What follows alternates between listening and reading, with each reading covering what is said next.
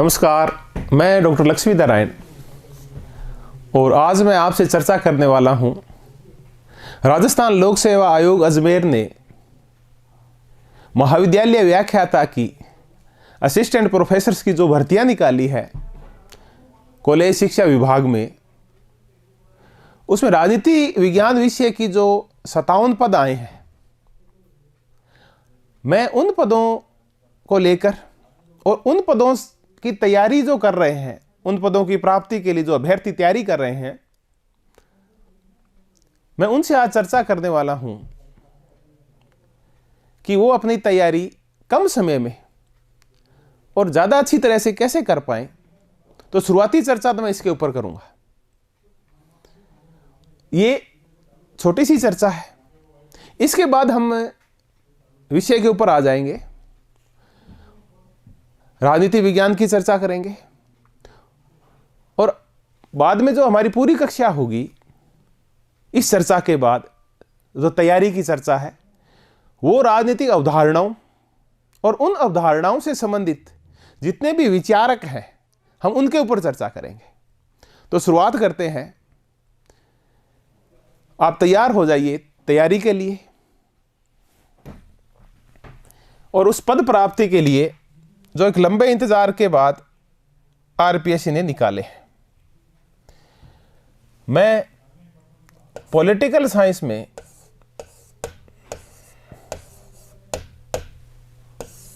आप कौन सी बुक्स पढ़ें असिस्टेंट प्रोफेसर की इस तैयारी में जो आरपीएससी ने भर्तियां निकाली है, पहले इसकी चर्चा कर लेता हूं, क्योंकि यही प्रश्न मेरे भी हुआ करते थे कि मैं कौन सी बुक्स पढ़ूं, मैं कौन से ओल्ड पेपर्स पढ़ूं, मेरी योजना क्या हो ताकि मैं सिलेक्शन मेरा फाइनल हो। मैं भी ऐसे ही मुद्दों के ऊपर औरों से चर्चा किया करता था जब मैं खुद इस पद पे नहीं आया था।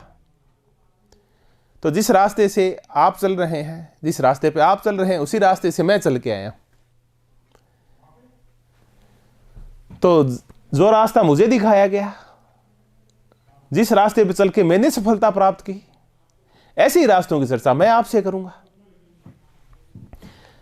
सबसे पहले चर्चा करते हैं बुक्स के ऊपर, पुस्तकों के ऊपर। देखिए, अब एकदम से तारीखें आ गई हैं, तो उसके बाद मैं आपसे बिल्कुल ये नहीं कहूँगा कि आप लंबी चौड़ी जो लिस्ट है मैंने भी जारी की, कुछ मेरे और साथियों ने भी एक बुक्स की पूरी एक लिस्ट जारी की कि आप कम से कम अगर आपको कॉलेज लेक्चरर बनना है तो ये 15-20 किताबें तो आपको पढ़नी ही होगी।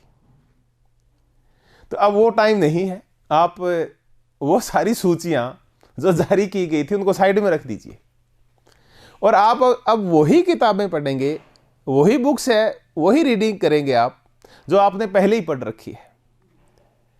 अब नई पुस्तक पढ़ने का, नई पुस्तक खरीदने का बिल्कुल भी टाइम नहीं है। जो आपने चूंकि पहले ही पढ़ रखी है जो पुस्तकें, तो आप वर्ड्स के ऊपर डिपेंड हो चुके हैं। एक तस्वीर बन चुकी है, मनोवैज्ञानिक तस्वीर आपके मस्तिष्क में, कि जैसे ही आप वो पुस्तक उठाएंगे जो आपने पहले ही पढ़ रखी है, तो आपको पढ़ने में बड़ा आसान लगे और बहुत जल्दी वो पुस्तक कंप्लीट हो जाती है। जबकि अगर आप नई पुस्तक उठाएंगे तो आपको बहुत समय लगेगा, इतना टाइम हमारे पास है नहीं। तो बुक्स की चर्चा को तो यहीं समाप्त कर देते हैं कि आप कोई भी अब नई पुस्तक नहीं खरीदेंगे। जो पुस्तकें हैं आप उन्हीं का सहारा लीजिए। हाँ, ये जरूर किया जा सकता है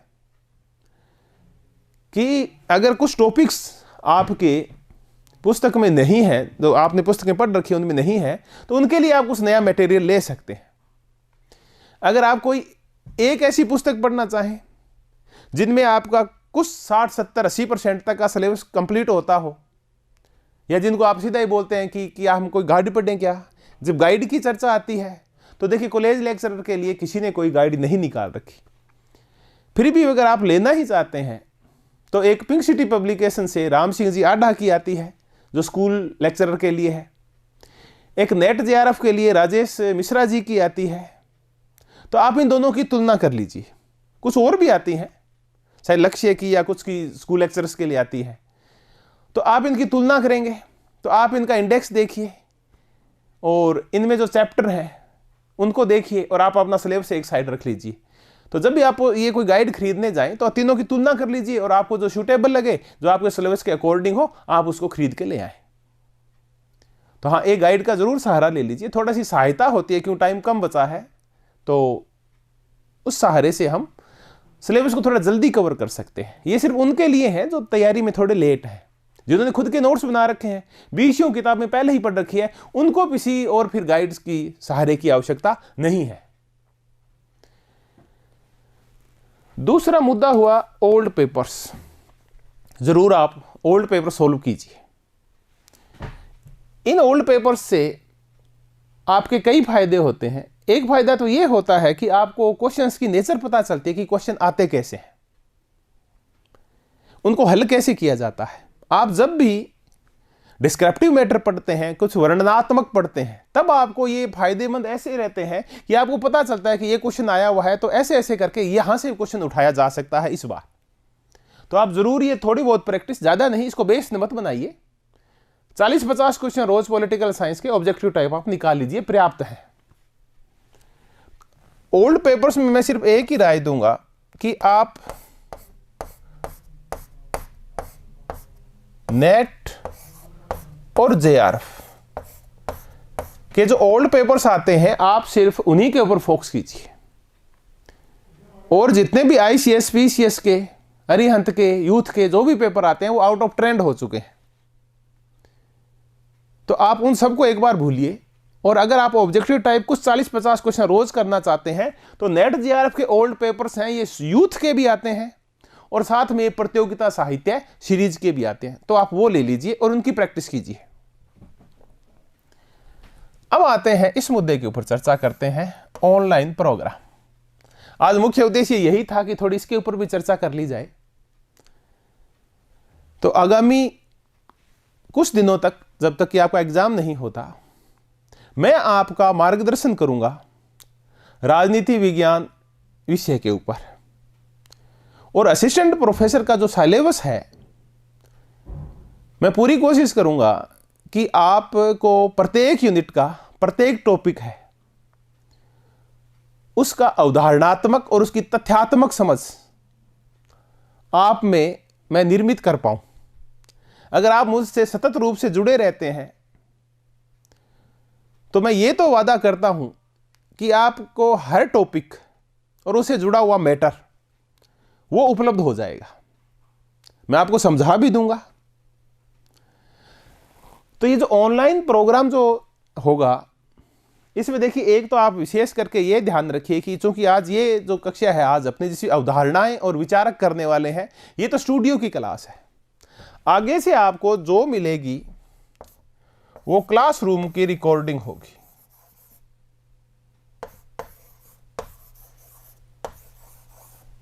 तो आप तो एक तो ये मान के चलिए कि क्लासरूम की रिकॉर्डिंग है, वही रिकॉर्डिंग आपको मिलेगी, लाइव क्लासेज आपको नहीं मिलेगी, न स्टूडियो की क्लास मिलेगी। एक ब्लैक बोर्ड के ऊपर जब मैं इसे हम एक साधारण और ऑर्डिनरी ट्रेडिशनल जो कक्षा है वही कक्षा होगी जिसको रिकॉर्ड किया गया है। तो एक तो ये ध्यान रखिए। दूसरा, आपको जो नोट्स मिलेंगे वो प्रत्येक टॉपिक के मिलेंगे, लेकिन ध्यान रखिए कि वो एक साथ नहीं मिलेंगे, क्योंकि जैसा संकट आपके सामने है कि एकदम से भर्ती आई, फॉर्म भरवाए गए और डेट आ गई, ऐसा ही संकट मेरे सामने आ गया एकदम कि नोट्स एकदम से तैयार नहीं हुए, टाइम लगता है। तो जैसे जैसे नोट्स तैयार होते जाएंगे, मैं 60 से 70% जो नोट्स हैं वो तो आपको शुरुआत में मिल जाएंगे, बाकी कुछ नए टॉपिक्स हैं वो भी मिल जाएंगे, और कुछ से और जो एक्स्ट्रा मैटर होगा वो धीरे धीरे आपको अवेलेबल होता जाएगा। और मैं आपको लगभग सारा जो मैटर है वो फरवरी एंड तक या मार्च के फर्स्ट वीक तक सारा उपलब्ध करवा दूंगा। हाँ, ये और कि ये मैटर आपको लगभग 60 से 70% मैटर है वो तो आपको मिलेगा टाइप्ड मैटर, और कुछ नोट्स ऐसे भी होंगे जो हैंडमेड होंगे, क्योंकि अब इतना टाइम नहीं बचा कि नया टॉपिक तैयार करके उसको टाइप करवा के प्रूफ रीडिंग करके आप तक पहुंचाया जाए। तो ये मान के चलिए आपको 30 से 40% मैटर है वो हैंडमेड, जो मेरे खुद के हाथ से लिखे हुए हैं वही मिलने वाला है। हाँ, लिखाई ठीक है, आपको बिल्कुल समझ में आ जाएगी, ऐसी कोई दिक्कत नहीं होगी। और ये जो आपको नोट्स मिलने वाले हैं ये आपको आपको पीडीएफ में भी मिलने वाले हैं, ताकि आप इनकी हार्ड कॉपी निकाल के और घर पे पढ़ भी पाए। तो मैंने दो मुद्दों के ऊपर ध्यान दिया कि आपको नोट्स मिलेंगे, कुछ हैंडमेड और कुछ प्रिंटेड, हर एक टॉपिक के मिलेंगे।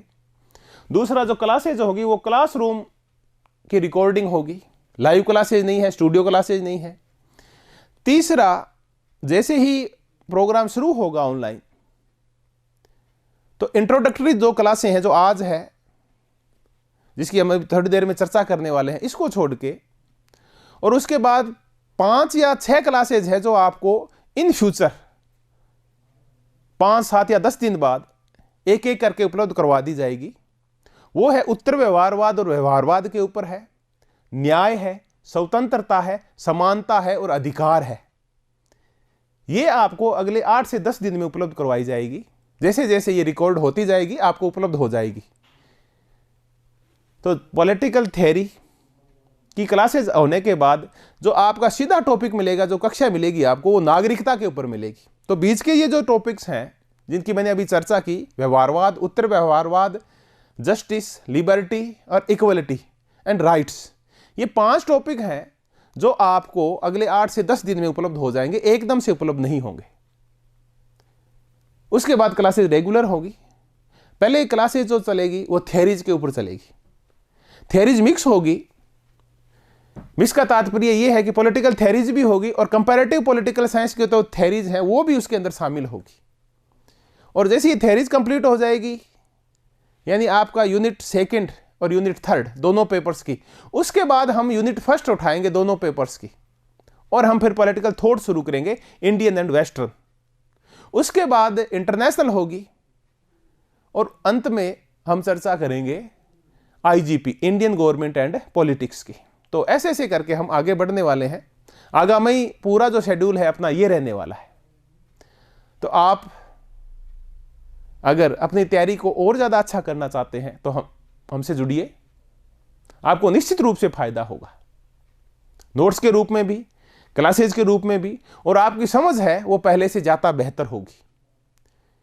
इन बिटवीन आपको कुछ क्लास टेस्ट हैं, आप उनको भी ज्वाइन कर सकते हैं।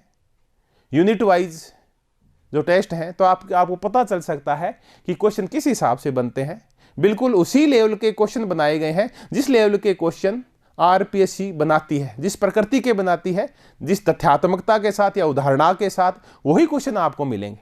और ऐसे 10 पेपर्स की एक सीरीज है, तो इस 1500 क्वेश्चन आप वैसे भी कर सकते हैं। तो अपन आपस में जुड़ते हैं और इस कारवां को और इस तैयारी को आगे बढ़ाते हैं। तो ये मैंने जो आप तक चर्चा की, ये चर्चा की बुक्स को लेके, ओल्ड पेपर्स को लेके, और जो हमारा ऑनलाइन प्रोग्राम है उसको लेके चर्चा की। अब मैं आज के टॉपिक की शुरुआत करूंगा, और आज मैं आपको एक तथ्यात्मक चीजें करवाना चाहता हूं। बिल्कुल फैक्ट्स होंगे, आज फैक्ट्स होंगे। और फैक्ट्स क्या होंगे? फैक्ट्स की बौछार होगी आज। जो इस क्लास कक्षा में टिकता है वो सफल होता है, और अधिकांश इस कक्षा के बाद मैदान छोड़ जाते हैं। देखिए, ये नींव रखी जा रही है। अगर आप ये कक्षा एक बार में कवर नहीं कर पाए तो इसको 2 बार देखें, 3 बार देखें। अगर ये तथ्य आपके याद हो जाते हैं तो फिर आपके पास करने के लिए सिर्फ अवधारणाएं रहती है और समझ और कॉन्सेप्ट्स रहते हैं जिनकी समझ अपने को पैदा करनी है। तथ्य अधिकांश हो जाते हैं। तथ्यों से तात्पर्य यह है कि आपके जो थिंकर्स गड़बड़ होते हैं, इधर और इधर होते हैं, वो आपकी समस्या दूर हो जाएगी अगर आज हम ये सब कर लेते हैं। तो देखिए, पहली कक्षा है असिस्टेंट प्रोफेसर राजनीति विज्ञान से संबंधित, और इस कक्षा में मैं आज से चर्चा करूंगा जो समकालीन विचारधाराएं हैं या जो अवधारणाएं हैं उनके विचारक कौन से हैं।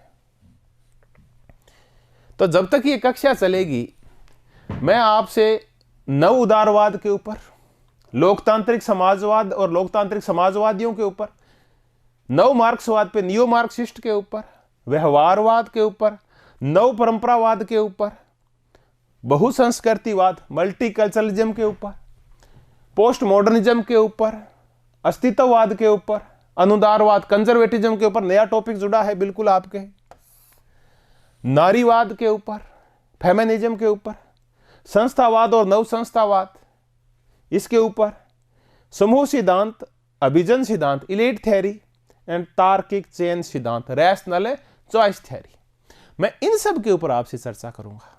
मैं आपको इनको थोड़ा सा इंट्रोडक्टरी मैटर बताऊंगा और साथ में इन अवधारणाओं से और सिद्धांतों से संबंधित जो विचारक हैं वो मैं आपको आज इस कक्षा में याद करवाने की कोशिश करूंगा। तो आप टिके रहिए, अगर एक बार नहीं तो दो बार नहीं तो तीसरी बार आपके पक्का याद हो जाएंगे। और ये जब याद हो जाते हैं आपके, तो ये मानिए कि कुल जो सिलेबस है आपका उसका आपने 20% कर लेते हैं आप, ये मान लीजिए। इनके ऊपर पकड़ होने का तात्पर्य है कि आपका बर्डन 20% कम हो गया है। उसके बाद मैंने कहा अवधारणाओं की समझ बकाया रहती है। तो हम शुरुआत करते हैं एक एक करके कि आज हम विभिन्न जो विचारधाराएं उनके विचारक जो करने वाले हैं वो कौन कौन से हैं।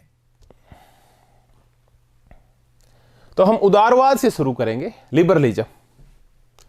हम शास्त्रीय उदारवाद, आधुनिक उदारवाद और समकालीन उदारवाद है उसके तीनों रूप करेंगे, इच्छा स्वेच्छा तंत्रवाद, उदार समतावाद और समुदायवाद। शास्त्रीय उदारवाद का तात्पर्य है जो उदारवाद शुरुआत में पैदा हुआ 17वीं सदी में जॉन लॉक के समय, हम उसकी चर्चा करेंगे। उसके बाद जेएस मिल ने और टीएच ग्रीन ने जो एक नींव रखी थी, उसके बाद शास्त्रीय उदारवाद में जो सुधार किया गया, आधुनिक उदारवाद, हम उसकी चर्चा करेंगे। और पिछले 50-60 साल में इस उदारवाद ने क्या क्या रूप लिए हैं, हम इनकी भी चर्चा करेंगे। तो ज्यादा जो रिलेवेंट मुद्दा है वो ये है कि जो समकालीन उदारवाद है इसके विभिन्न रूप कौन से हैं और कौन कौन से विचारक हैं जो इन विभिन्न विचारों से जुड़े हुए हैं, हम इनकी चर्चा करेंगे। तो हम इच्छा स्वेच्छा तंत्रवाद की चर्चा करेंगे, हम उदार समतावाद की चर्चा करेंगे और हम समुदायवाद की चर्चा करेंगे। साधारण परिचय करेंगे, बहुत ज्यादा डिटेल स्टडी तो तब करेंगे जब हमारी कक्षाएं आगे बढ़ती जाएगी। मैंने कहा आज की कक्षा सिर्फ इंट्रोडक्टरी है। देखिए मैं आपको एक और बता दूं, आज जो हम थिंकर करने वाले हैं, विचारक करने वाले हैं, थिंकर्स, इन विचारकों की आगामी कक्षाओं में 50-50, 60-60 बार चर्चा होगी। तो ऐसा अगर आज की कक्षा के बाद आप अपने आप को डिमोरलाइज फील करें और ये देखें कि आप में से अधिकांश याद नहीं है आपके, तो आप कतई अपने आप को दौड़ से बाहर न माने। जब आप 15 दिन बाद देखेंगे, अगर आप जुड़ते हैं तो, कि जिस चीज को आप पहले दिन असंभव मान रहे थे वो तो बिल्कुल सिंपल थी और बिल्कुल संभव है, तो आप बी पॉजिटिव, सकारात्मक होकर जुड़े रहिए और इन चीजों का अध्ययन करते रहिए। आप सुनेंगे, आप देखेंगे और आप जब पढ़ेंगे तब देखेंगे कि 5-7 दिन बाद आज जितने भी विचारक जिनकी हम चर्चा करने वाले हैं आपसे फैमिलियर हो चुके होंगे, आपके मन में उनकी कोई न एक अच्छी सी तस्वीर बन चुकी होगी। हम जब आगामी कक्षाएं लेंगे तो उनकी पुस्तकें भी करेंगे, उनकी जीवनी के बारे में भी देखेंगे, उनकी विचार प्रणाली के बारे में भी देखेंगे। तो ऐसे करके वो हमारे दिमाग में, मस्तिष्क में एक स्थायी तस्वीर बना लेंगे। तो आज पहले दिन नहीं बन पाएगा सब कुछ, तो आप पेशेंस बनाए रखिए और काम को जारी रखिए।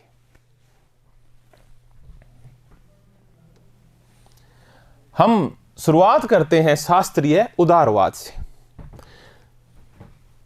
इस शास्त्रीय उदारवाद की शुरुआत हम ये कहें कि जैसे ही मध्यकाल समाप्त हुआ, जिसको हम डार्क एज बोलते हैं, यूरोप की चर्चा कर रहे हैं, क्योंकि राजनीति विज्ञान जिसका हम लगभग 90% जो हिस्सा पढ़ते हैं उसका संबंध यूरोप और अमेरिका से ही है, तो उनका प्रभुत्व है राजनीति विज्ञान विषय के ऊपर।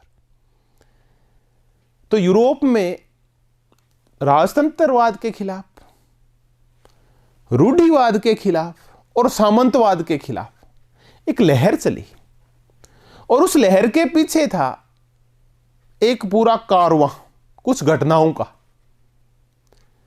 उन घटनाओं को हम संयुक्त रूप में आधुनिकीकरण की घटनाएं कहते हैं। इसी के तहत हुआ था पुनर्जागरण, रेनेसां। इसी के तहत हुआ था धार्मिक सुधार, इसी के तहत हुआ था औद्योगिकरण, इसी के तहत आई थी विज्ञान, इसी के तहत आया था वणिकवाद, इसी के तहत आया था पूंजीवाद, और इसी के तहत फिर आया था उदारवाद। तो आप हम उस उदारवाद की चर्चा कर रहे हैं जिसकी पहली कड़ी तब शुरू होती है जब यूरोप में पुनर्जागरण शुरू होता है, और उसके बाद हॉब्स, लॉक, रूसो, मिल, बेंथम, एक पूरी सीरीज चलती है और उदारवाद है वो आगे बढ़ता जाता है। हम थीम समझें कि आखिर उदारवाद है क्या। लिबरलिज्म, लिबरलिज्म शब्द लिबर्टी से बना है और लिबर्टी लिबर से बनी है, जिसका तात्पर्य है स्वतंत्रता। तो ये तो हम मान के चलें कि उदारवाद का जो मुख्य जोर है वो स्वतंत्रता के ऊपर रहता है। लेकिन स्वतंत्रता का आधार क्या है, आखिर मानव को स्वतंत्र क्यों छोड़ा जाए? तो ये शब्द सबसे महत्वपूर्ण है विवेकवाद, कि प्रत्येक व्यक्ति विवेकशील होता है। यहां विवेकशीलता का तात्पर्य आदर्श व्यक्ति नहीं है। विवेकशीलता का तात्पर्य है कि प्रत्येक व्यक्ति ये जानता है कि उसका हित किस चीज में है, कौन सी सरकार है जो इसका हित साध सकती है, बाजार की कौन सी व्यवस्था है जो उसका हित पूरा कर सकती है, समाज की कौन सी व्यवस्था है जो उसका हित पूरा कर सकती है, धर्म की कौन सी व्यवस्था है जो उसका हित पूरा कर सकती है। तो व्यक्ति विवेकशील होता है, वो जानता है कि उसका हित किस चीज में है, तब विवेकवाद पैदा होता है। जब वो खुद जानता है कि उसका हित किस में है, तब उसको आप स्वतंत्र छोड़ दीजिए। तब एक शब्द पैदा होता है, व्यक्ति को विवेकशील मान के, उसको तर्कवान मान के, उसको बुद्धिमान मान के कि व्यक्ति खुद निर्धारित कर लेगा अपने कल्याण को, तब उदारवाद आता है कि उसको खुला छोड़िए, वो खुद अपने आप का विकास कर लेगा। तो इसी उदारवाद से संबंधित है फिर व्यक्तिवाद। इसी ने फिर बढ़ावा दिया बाजारवाद। बाजारवाद का तात्पर्य है कि अब सरकार बाजार के मामले में हस्तक्षेप नहीं करेगी, वो आर्थिक गतिविधियों में कोई हाथ नहीं डालेगी। और जब हम कहते हैं कि सरकार आर्थिक गतिविधियों में कोई हाथ नहीं डालेगी, तब एक शब्द पैदा होता है अहस्तक्षेप, laissez faire. Laissez faire का तात्पर्य यह होता है कि सरकार पूंजी के मामले में, बाजार के मामले में हस्तक्षेप नहीं करेगी, वो पूंजीपतियों पर टैक्स नहीं लगाएगी, उनकी पूंजी का हरण नहीं करेगी। तो फिर ऐसे में क्या पैदा होगा? पूंजीवाद पैदा होगा, संपत्ति निजी होगी। तो उदार शास्त्रीय उदारवाद निजी संपत्ति के ऊपर बल देता है, शास्त्रीय उदारवाद। क्लासिकल लिबरलिज्म, कई नाम है, कई बार इसको परंपरागत उदारवाद कह देते हैं, कई इसको नकारात्मक उदारवाद कह देते हैं, इसके कई नाम हैं, कई इसको नकारात्मक भी बोलते हैं।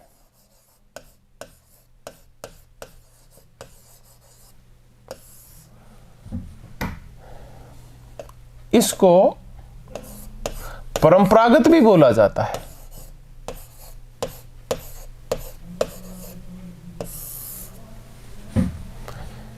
इंग्लिश में तो एक ही नाम है, क्लासिकल, क्लासिकल लिबरलिज्म। तो मैं कह रहा था कि ये जो उदारवाद है, ये व्यक्ति को विवेकशील मानता है और व्यक्तिवाद को बढ़ावा देता है। व्यक्ति स्वतंत्र है, वो खुद अपना निर्णय करेगा। ये बाजार को बढ़ावा देता है और बाजार में फिर पूंजीवाद पैदा होता है। और ये जिस सरकार की चर्चा करता है वो है सीमित सरकार। और सरकार सीमित तब होती है जब नागरिकों को स्वतंत्र छोड़ दिया जाए और नागरिकों को अधिकार दे दिया जाए। तो नागरिकों के जो अधिकार है वो सरकार को सीमित कर देते हैं। हम भी जानते हैं, हमारे पास भी जो मूल अधिकार है उसमें लिखा हुआ है कि राज्य इन मामलों में हस्तक्षेप नहीं करेगा, राज्य हमारी स्वतंत्रताओं में हस्तक्षेप नहीं करेगा। तो जब हम अनुच्छेद 19 पढ़ते हैं तो उसमें स्पष्ट लिखा हुआ है कि हमारे स्वतंत्रताओं में राज्य हस्तक्षेप नहीं करेगा। नहीं करेगा तो हमने सरकार को क्या कर दिया? सीमित कर दिया। तो बाजारवाद नागरिक अधिकारों पे, उदारवाद नागरिक अधिकारों के ऊपर बल देके और सरकार को सीमित कर देता है, उसकी शक्तियों को सीमित कर देता है। और ऐसे राज्य जो उदारवादी राज्य होता है, ये रात्रि प्रहरी राज्य होता है, पुलिस राज्य होता है। रात्रि प्रहरी राज्य या पुलिस राज्य वो होता है जो कल्याण नहीं करता अपने नागरिकों का, बल्कि सिर्फ एक काम करता है, वो उनकी सिर्फ सुरक्षा करता है। तो जो राज्य सिर्फ सुरक्षा करता है आंतरिक और बाह्य रूप से, जिसका काम सिर्फ लॉ एंड ऑर्डर मेंटेन करना है और जिसका काम बाहरी दुश्मनों से अपने नागरिकों की रक्षा करना है, इतना ही काम करता है। इट मींस वो कल्याण का कार्य नहीं करता। तो ऐसे ही राज्य को हम रात्रि प्रहरी राज्य कहते हैं, ऐसे राज्य को हम पुलिस राज्य कहते हैं। तो हमने ये तो इसकी थीम समझी कि ये लेसेज फेयर करता है, बाजार में हस्तक्षेप नहीं करता। ये इसके थिंकर्स हैं जिन्होंने इस पूरे को मुद्दे को आगे बढ़ाया। हम कहते हैं उदारवाद का जो पिता है वो है जॉन लॉक।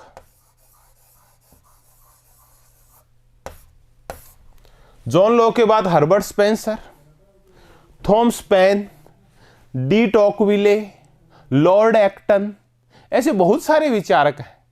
और उसके बाद उपयोगितावादियों में बेंथम और जेएस मिल, इन सब ने मिलकर और शास्त्रीय उदारवाद को आगे बढ़ाया। 3 अर्थशास्त्री भी हैं, एडम स्मिथ है, डेविड रिकार्डो है और माल्थस है। इन तीनों ने, इन अर्थशास्त्रियों ने फिर बाजारवाद को और अहस्तक्षेप को बढ़ाने में अपना योगदान दिया। हम एडम स्मिथ के बारे में तो एक बड़ा प्रसिद्ध शब्द पढ़ते हैं, अदृश्य हाथ, इनविजिबल हैंड।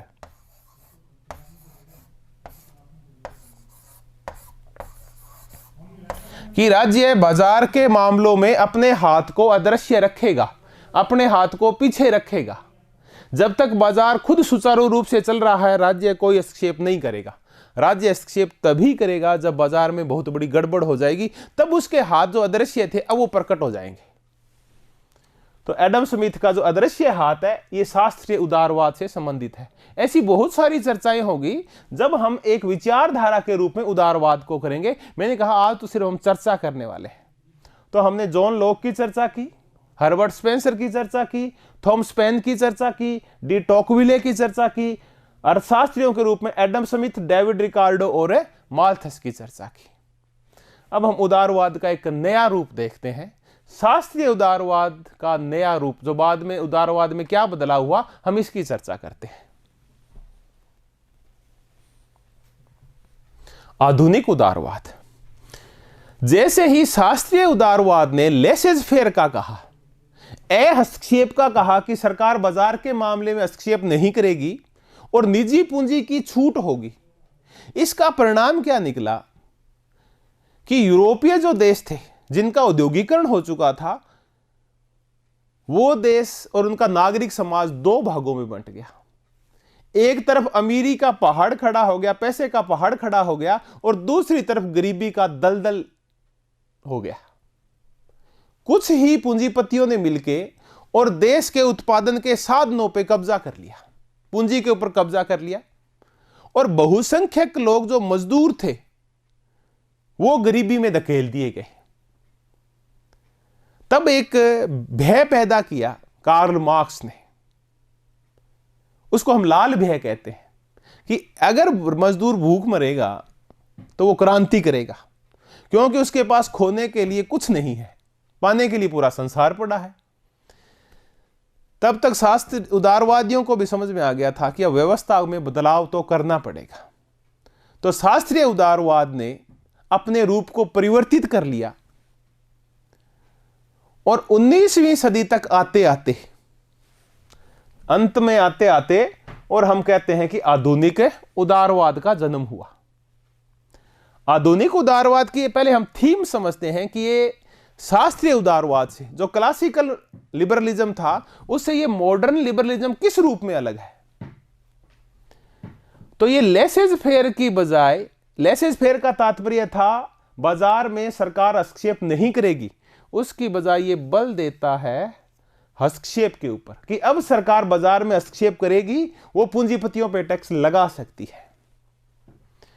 फिर इसका और एक जो महत्वपूर्ण विषय था जिससे बदलाव हुआ शास्त्रीय उदारवाद में, वो था कि आधुनिक उदारवादियों ने कल्याणकारी राज्य की मांग की और इसी कंसेप्ट को उन्होंने आगे बढ़ाया। देखिए, मैंने पिछला जो राज्य बताया था वो बताया था रात्रि प्रहरी राज्य। रात्रि प्रहरी राज्य सिर्फ एक काम करता है, सुरक्षा का, और कल्याणकारी राज्य सुरक्षा के साथ साथ कल्याण के कार्य और करता है।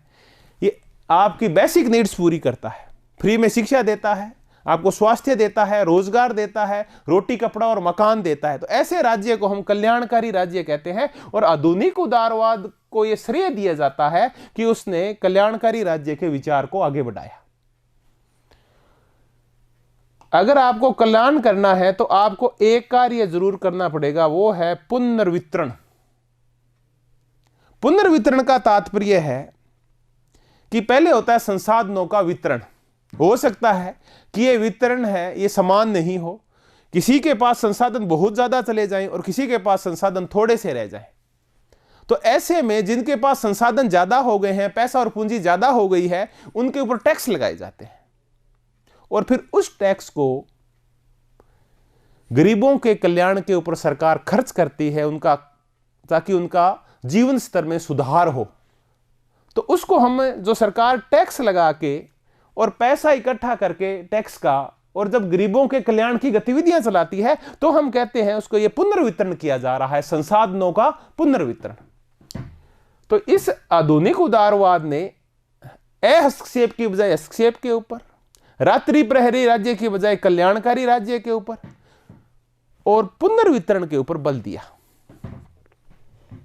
इतना ही नहीं, अब हम उन विचारकों की चर्चा करें जिन विचारकों ने इस पूरे दर्शन को आगे बढ़ाया। देखिए, ऐसे विचारकों में जो पहला विचारक था वो था J.S. मिल। उसने जो अपनी एक पुस्तक लिखी पॉलिटिकल इकोनॉमी, उस पॉलिटिकल इकोनॉमी का जो चौथा संस्करण आया, आगे चर्चा करेंगे जब J.S. मिल करेंगे, इसकी व्यापक चर्चा होगी। उसमें उसने पहली बार चर्चा की थी कि राज्य को हस्तक्षेप करना चाहिए और कुछ कल्याणकारी गतिविधियों का संचालन करना चाहिए। लेकिन वास्तविक जो शुरुआत होती है वो T.S. ग्रीन से होती है। थॉमस हिल ग्रीन, जिनको हम कहते हैं कि ये ब्रिटेन के रहने वाले थे, और इनको हम तब पढ़ते हैं जब हम पढ़ते हैं आदर्शवाद, आइडियलिज्म पढ़ते हैं। तो जब हम आइडियलिज्म पढ़ते हैं, आदर्शवाद पढ़ते हैं, तो हम 5 विचारक पढ़ते हैं। हम इमैनुअल कांट को पढ़ते हैं, हम हेगल को पढ़ते हैं, और हम 3 ब्रिटिश विचारक पढ़ते हैं, क्योंकि कांट और हेगल तो जर्मनी के थे। तो हम आदर्शवाद में 3 विचारक ब्रिटेन की ओर पढ़ते हैं, एक T.S. ग्रीन को पढ़ते हैं, एक ब्रैडले को और एक बोसांके को।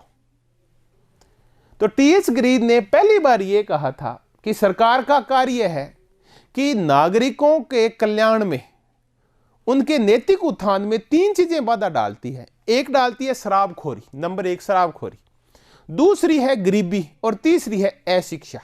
ये 3 ऐसी चीजें हैं जो नागरिकों का नैतिक उत्थान नहीं होने देती। तो राज्य का यह कर्तव्य बनता है कि वो इन 3 चीजों से निपटे। कैसे निपटेगा? राज्य शराबखोरी और शराब नशे को बंद करेगा, राज्य गरीबों के लिए, सबके लिए शिक्षा की व्यवस्था करेगा, और राज्य सबके लिए स्वास्थ्य की व्यवस्था करेगा। तो जैसे इन 3 बीमारियों से निपटता है राज्य, नागरिकों का नैतिक कल्याण हो जाता है। तो ग्रीन पहली बार कल्याणकारी गतिविधियों की चर्चा करता है जिसका संचालन राज्य करेगा। अब राज्य रात्रि प्रहरी नहीं होगा, बल्कि राज्य कल्याणकारी होगा। यहां से शुरुआत होती है। फिर इसी मुद्दे को एक ब्रिटेन का बहुत बड़ा विचारक है लोस्की, वो आगे बढ़ाते हैं। कनाडा के मैकाइवर है, वो आगे बढ़ाते हैं। होब हाउस है, टोनी है, वो आगे बढ़ाते हैं। और फिर एक ब्रिटिश अर्थशास्त्री है किन्स। हमने पिछली बार जब शास्त्रीय उदारवाद थे पीछे, तो हमने 3 अर्थशास्त्री पढ़े थे, एडम स्मिथ को, डेविड रिकार्डो को और माल्थस को। अब हम फिर आधुनिक उदारवाद में भी एक अर्थशास्त्री पढ़ रहे हैं, किन्स को पढ़ रहे हैं। ये जो फर्स्ट वर्ल्ड वॉर का एंड हुआ और उसके बाद जो महामंदी आई 1930 के आसपास, 1914 से लेकर 1918 तक प्रथम विश्व युद्ध चला।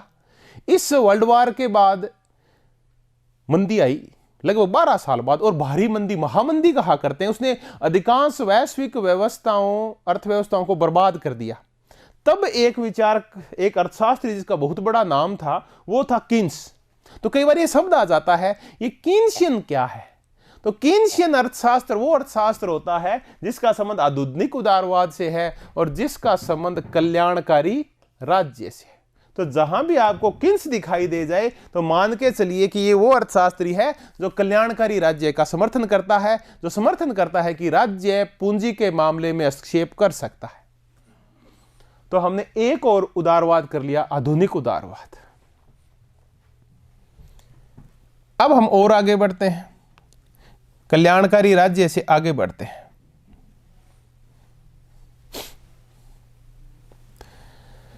कल्याणकारी राज्य, जैसे जैसे कल्याणकारी गतिविधियों का विकास होता गया,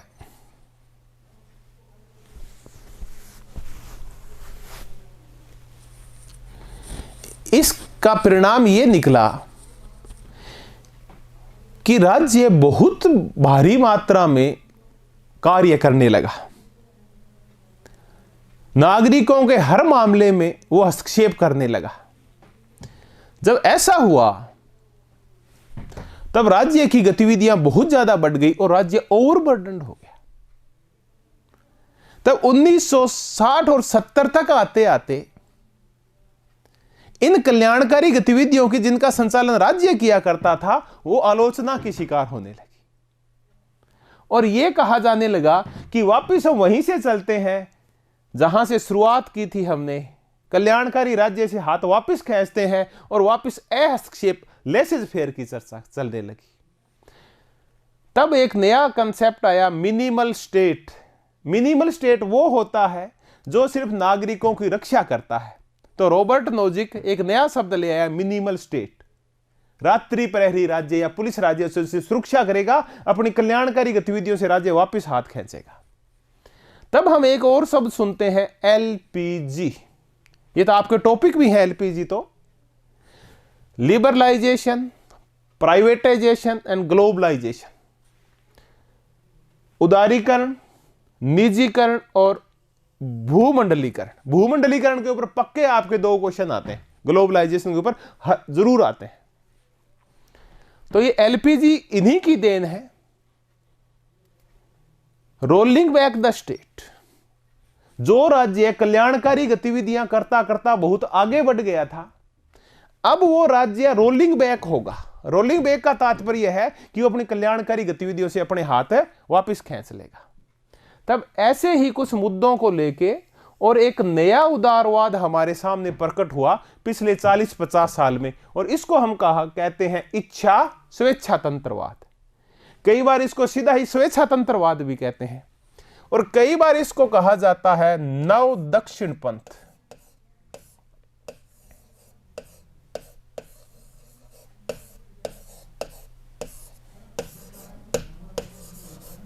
नव दक्षिण पंथ को हम इंग्लिश में न्यू राइट्स बोलते हैं। तो इनको न्यू राइट्स भी कहा जाता है, इन इच्छा स्वेच्छातंत्रवादियों को। ये बिल्कुल वैसे ही हैं और उनसे भी और आगे बढ़े हुए हैं जैसे लोक और स्पेंसर थे। तो नकारात्मक उदारवाद शास्त्रीय उदारवाद से मिलता हुआ जो समकालीन उदारवाद है, इसमें जो उदारवाद की धारा बह रही है, जिसकी तुलना हम शास्त्रीय उदारवाद से कर सकते हैं, तो वो है इच्छा स्वेच्छातंत्रवाद, लिबर्टेरियनिज्म। मैंने कहा इसको हम नव दक्षिण पंथ भी बोलते हैं, न्यू राइट्स भी बोलते हैं इनको। इसकी जो शुरुआत हुई थी वो F.A. हेयक से हुई थी। हेयक को 1974 में नोबेल पुरस्कार मिल चुका है अर्थशास्त्र का, और इस हेयक ने 2 व्यक्तियों को प्रभावित किया। एक इस व्यक्ति से प्रभावित थी, ब्रिटेन की प्रधानमंत्री रह चुकी है मार्गरेट थैचर, लगभग 80 से लेकर 90 तक, 7-8 साल तक मार्गरेट थैचर, जिसको हम लोह महिला बोलते हैं ब्रिटेन की। और दूसरे थे यूएसए के, संयुक्त राज्य अमेरिका के राष्ट्रपति रोनाल्ड रीगन। तो ये जो हम शब्द पढ़ते हैं रीगनवाद, ये जो हम शब्द पढ़ते हैं थैचरवाद, इसका संबंध भी इच्छा स्वेच्छातंत्रवाद से है या नव दक्षिण पंथ से है। और ये दोनों के दोनों, थैचर और हेयक है, थैचर और रोनाल्ड रीगन, ये दोनों हेयक नामक अर्थशास्त्री से प्रभावित थे। फिर एक व्यक्ति और आया, नोजिक। तो रॉबर्ट नोजिक तो हमारे सिलेबस में है, जिसका है न्याय का अधिकारिता सिद्धांत, enlightenment theory of justice. इजाया Berlin, ये भी इच्छा स्वेच्छातंत्रवादी है। और एक इच्छा स्वेच्छातंत्रवादी है मिल्टन फ्रीडमैन। हम रोथबार्ड की भी चर्चा करते हैं कई बार। तो ये 4-5 वो थिंकर हैं जो इच्छा स्वेच्छातंत्रवादी है, जो वर्तमान में लेसेज फेयर की चर्चा करते हैं कि आज राज्य बाजार के मामलों में हस्तक्षेप नहीं करे तो ज्यादा फायदे में रहेगा, क्योंकि राज्य ने बहुत ज्यादा हस्तक्षेप कर दिया था। जब राज्य ने ज्यादा हस्तक्षेप कर दिया तब ये आया इच्छा स्वेच्छा तंत्रवाद कि अब राज्य रोलिंग बैक होगा। तब एक नया शब्द आया, डाउन साइजिंग गवर्नमेंट। ये डाउन साइजिंग गवर्नमेंट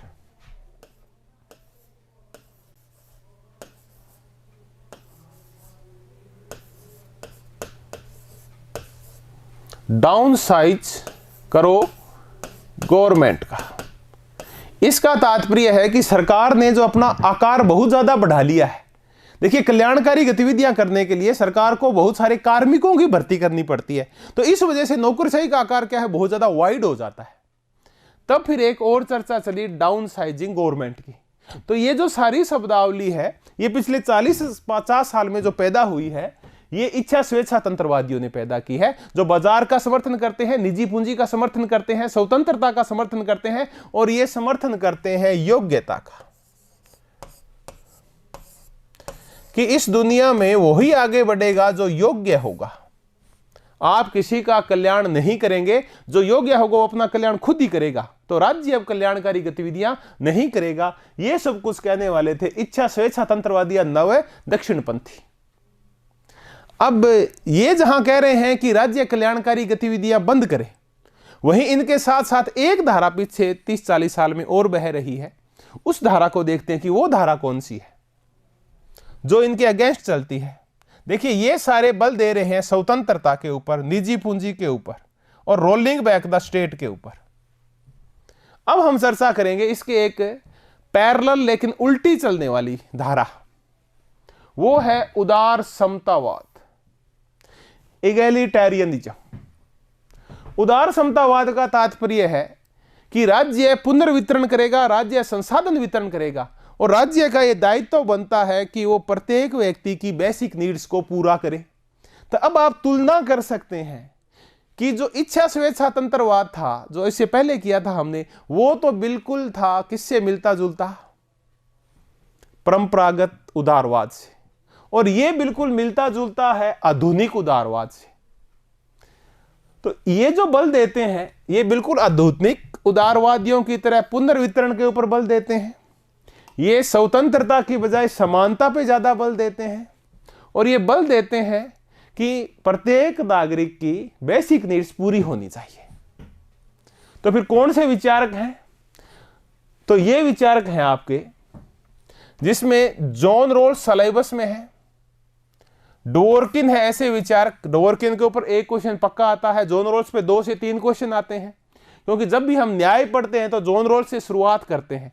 और हम जॉन रोल्स के लिए तो ये कहते हैं कि जॉन रोल्स वो व्यक्ति था जिसने राजनीतिक सिद्धांतों के पुनरुत्थान में बहुत महत्वपूर्ण भूमिका निभाई थी। तो कई बार तो ये तक कह दिया जाता है कि राजनीतिक सिद्धांतों का पिता था प्लेटो, या राजनीति दर्शन का पिता था प्लेटो, राजनीति विज्ञान का पिता था अरस्तु। तो राजनीति सिद्धांतों के पुनरुत्थान का जो पिता है, क्योंकि बीच में यह चर्चा चलने लगी थी सेकेंड वर्ल्ड वॉर से लेकर 1970 तक, जब व्यवहारवाद आया कि राजनीति सिद्धांतों का पतन हो चुका है। लेकिन 70 में जैसे ही जॉन रोल्स की book I A theory of justice, तो फिर मूल्य वापस लौट आए, सिद्धांत वापस लौट आए, दर्शन वापस लौट आया। तब हम कहते हैं कि जॉन रोल्स है वो राजनीति सिद्धांतों के पुनरुत्थान का प्रतीक है। डोवर्किन, अमर्त्य सेन, ये हमारे एज ए थिंकर थे, लेकिन अब ये कमेंट्री में है। जहां संविधान की कमेंट्री है वो अमर्त्य सेन की वहां चर्चा है। ब्रूस एकरमन और रोमर, ये वो विचारक हैं जिनको हम उदार समतावादी कहते हैं, और उदार समतावादी चर्चा करते हैं स्वतंत्रता की बजाय समानता की, और ये कहते हैं कि सरकार को अगर सभी नागरिकों का कल्याण करना है तो बाजार में हस्तक्षेप करना होगा। अब ये 2 धाराएं चल रही थी समकालीन रूप में, इच्छा स्वेच्छा तंत्रवाद और उदार समतावाद। ये दोनों के दोनों बल देती है व्यक्ति के ऊपर, ये व्यक्ति को महत्वपूर्ण इकाई मानती है। तब इन दोनों के खिलाफ, या ये कह दिए इन दोनों के पैरेलल एक और धारा चली क्योंकि इच्छा स्वेच्छा तंत्रवाद है वो भी व्यक्ति को केंद्र मानता है, और उदार समतावाद भी व्यक्ति को केंद्र मानता है। लेकिन एक और इसके समानांतर धारा चली जो व्यक्ति को केंद्र नहीं मानता बल्कि किसको मानता है, हम उसको देखते हैं। और वो कौन सी धारा है? वो आया समुदायवाद, कम्युनिटेरियनिज्म।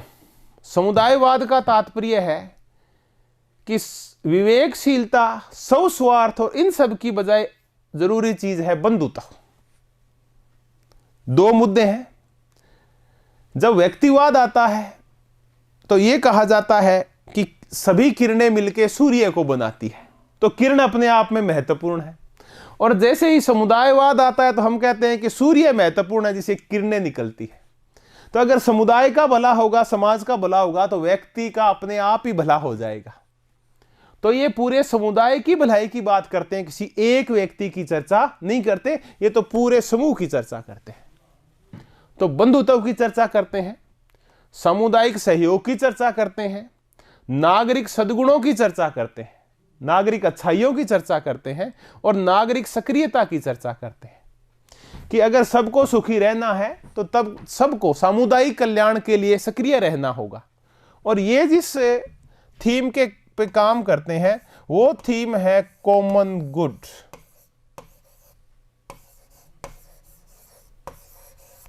जबकि हमने इच्छा स्वेच्छा तंत्रवाद और उदार समतावाद किया था, उसमें कॉमन गुड की बजाय इंडिविजुअल गुड होता है।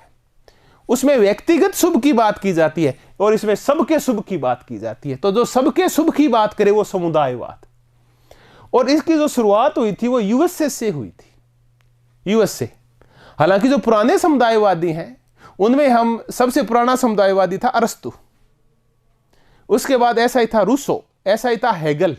लेकिन ये एक आधुनिक नहीं समकालीन विचारधारा है, न ये पुरातन है न मध्यकालीन है, बल्कि समकालीन विचारधारा है जो पिछले 40-50 साल में पैदा हुई है, जिसको हम समुदायवाद बोलते हैं। तो मैंने अरस्तु की चर्चा कर दी, रूसो या हेगल की चर्चा कर दी। इसका ये तात्पर्य नहीं है कि पुरानी है, यहां ये उनसे प्रभावित है, ये अरस्तु से बहुत ज्यादा प्रभावित है। क्योंकि अरस्तु जब ये कहता है कि प्रत्येक नागरिक को सक्रिय रूप से सामाजिक कल्याण की गतिविधियों में भागीदारी करनी चाहिए। तो ऐसे थिंकर्स में है अमिताई एटिजियोनी जो अमेरिका के हैं, ये लगभग अमेरिकन ही हैं, ये माइकल सैंडल हैं और माइकल वाल्जर। इनकी तो सरल समानता और जटिल समानता और इनके न्याय का सिद्धांत, और इनका यह वाक्य है कि न्याय का कोई सार्वभौमिक नियम नहीं हो सकता।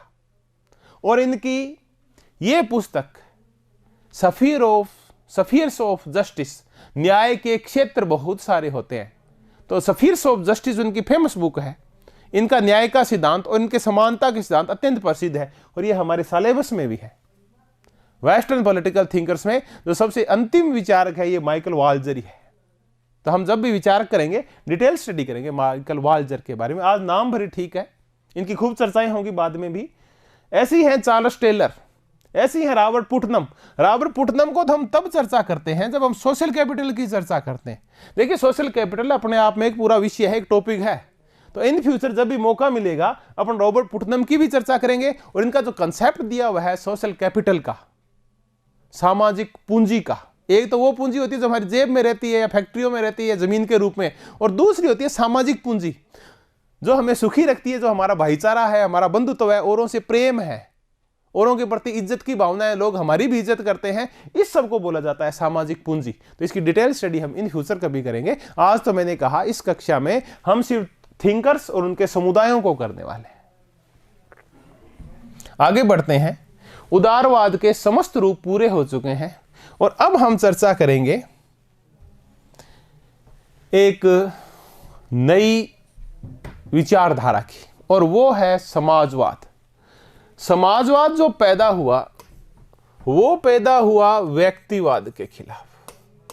मुख्यतः तो ये व्यक्तिवाद के खिलाफ है। देखिए, और व्यक्तिवाद जो है वो उदारवाद की चरम सीमा है। उदारवाद की चरम सीमा को जब नकारात्मक उदारवाद और इच्छा स्वेच्छा तंत्रवाद अपने सर्वोच्च स्तर के ऊपर पहुंचते हैं तब व्यक्तिवाद बन जाते हैं।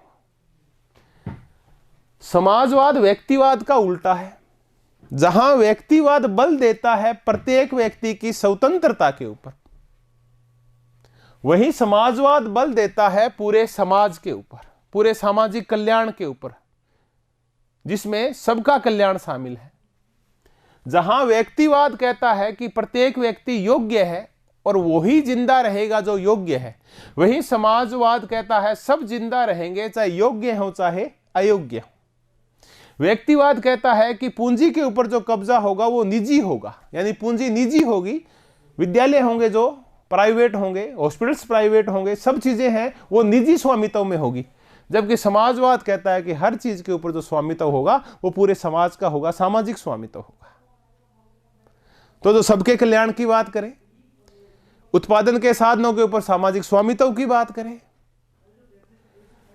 ऐसे को हम समाजवाद बोलते हैं। ये आया था व्यक्तिवाद के खिलाफ। तो इसके ना बहुत सारे प्रकार हैं, कोई एक प्रकार नहीं है समाजवाद का। जितने समाजवादी हैं उतने ही समाजवाद के प्रकार हैं। तब सीईएम जोड बोलता है, सीईएम जोड, कि समाजवाद एक ऐसी टोपी है कि जो भी इसको पहनता है उसके सिर पे ये सेट आ जाती है। बड़ी फ्लेक्चुअल टोपी है, इट मींस। तो हम समाजवाद के बहुत सारे प्रकार करने वाले हैं और शुरुआत करते हैं यूटोपियन सोशलिज्म से, स्वप्नलोकीय समाजवाद। देखिए, यूटोपिया तो एक बुक थी थॉमस मूर की, जो प्रभावित है प्लेटो की बुक रिपब्लिक से। यूटोपियन कल्पना लोकियों को बोलते हैं जिनके सिद्धांत व्यवहार में लागू करना संभव नहीं होता। उन सिद्धांतों के लिए हम यूटोपिया शब्द का प्रयोग करते हैं। तो मैं कह रहा था कि स्वप्नलोकीय समाजवादी, ये जो नाम दिया हुआ है स्वप्नलोकीय, यूटोपियन सोशलिस्ट, ये कार्ल मार्क्स का और एंजल्स का दिया हुआ है। ये बोले कि हमने जो समाजवाद का कंसेप्ट दिया है, अवधारणा दी है, कार्ल मार्क्स और एंजल्स बोले वो है वैज्ञानिक समाजवाद, साइंटिफिक सोशलिज्म। और हमसे पहले जो समाजवादी हो चुके हैं वो हो चुके हैं स्वप्नलोकीय समाजवादी, यूटोपियन।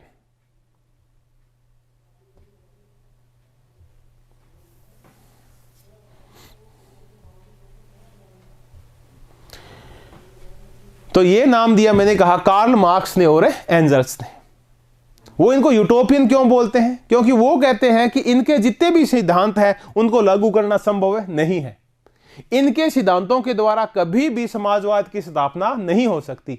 इनकी अवधारणाएं हैं वो काल्पनिक हैं, व्यवहार में उनको लागू करना संभव नहीं है। तो उनसे पूछा कि आप बताइए आप क्या कर रहे हैं? कि हमारा समाजवाद है वैज्ञानिक समाजवाद। हम सिर्फ गुलाबों की कल्पना नहीं करते, हम गुलाबों के लिए भूमि भी तैयार करते हैं, जबकि इन्होंने सिर्फ गुलाबों की कल्पना की है।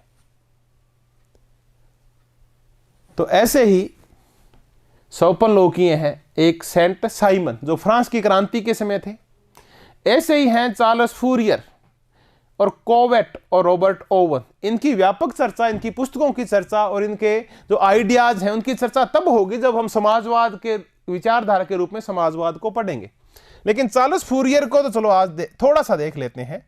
ये हमारे सिलेबस में एक टॉपिक है नारीवाद।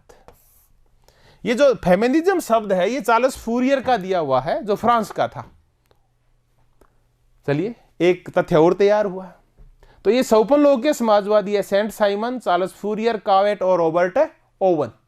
ये तब याद होंगे जब हम इनकी डिटेल स्टडी करेंगे। एक बार इनकी तस्वीर जब बन जाती है तो आगे हम पढ़ेंगे तो हमारे सिर्फ इनका स्पष्टीकरण बकाया रह जाएगा और इनको याद करना बड़ा आसान हो जाएगा। फिर हम चर्चा करते हैं संशोधनवादी विकासवादी की।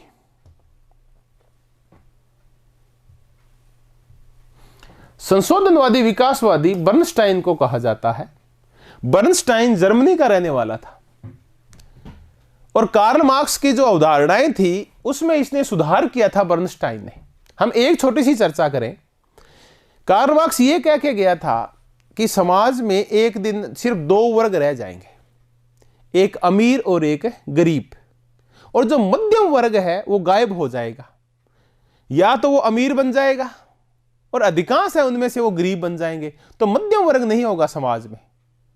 बर्नस्टाइन ने कहा कि कार्ल मार्क्स महोदय, आपने ये कहा था कि जैसे जैसे औद्योगिकरण बढ़ेगा समाज सिर्फ दो वर्गों में बंट जाएगा, जबकि जो चीजें दिखाई दे रही है वो आपकी सोच और आपके विचारों के खिलाफ है। बर्नस्टाइन कह रहा है कार्ल मार्क्स से, और खिलाफत ऐसे है कि जैसे जैसे औद्योगिकरण बढ़ रहा है, पूंजीवाद बढ़ रहा है, मध्यम वर्ग जो है उसका आकार कम नहीं हो रहा बल्कि बढ़ता जा रहा है, उनकी संख्या बढ़ती जा रही है मध्यम वर्गीय लोगों की। तो ये इसने क्या किया, सुधार किया और विकास किया मार्क्सवाद में। इसलिए तो संशोधनवादी या विकासवादी मार्क्सवादी कहा जाता है बर्नस्टाइन को, जो कि जर्मनी का रहने वाला था। इवोल्यूशनरी सोशलिज्म, विकासवादी समाजवाद, इसकी पुस्तक भी है बर्नस्टाइन की। अब हम करते हैं श्रम संघवादी के रूप में चर्चा। George Sorel, syndicalism. पहले तो थोड़ा सी इसकी भी चर्चा कर ले कि सिंडिकलिज्म होता क्या है। देखिए, सिंडिकलिज्म सिंडिकेट से बना है। आपने बहुत सारे मजदूर संघों का नाम सुना होगा, जो लेबर ऑर्गेनाइजेशन होते हैं, मजदूर संघ।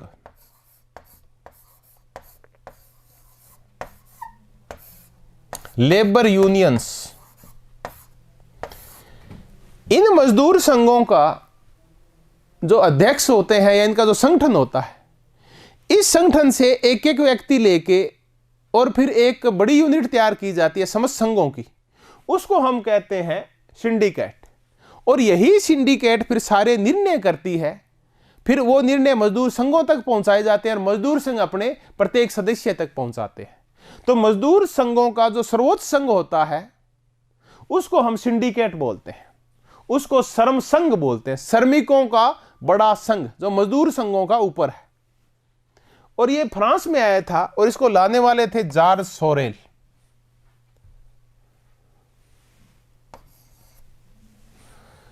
जॉर्ज सोरेल ने यह कहा कि कार्ल मार्क्स ये कह के गए थे कि जो क्रांति की शुरुआत होगी वो क्रांति की शुरुआत उद्योगों से होगी, आर्थिक क्षेत्र से होगी, और फिर वो अन्य क्षेत्रों में फैलती जाएगी और फिर एक दिन राजनीति में भी फैल जाएगी और सर्वहारा का अधिनायकवाद आ जाएगा।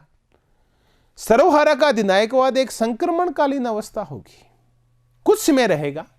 मजदूरों का तानाशाही है, मजदूरों की तानाशाही वो कुछ समय रहेगी।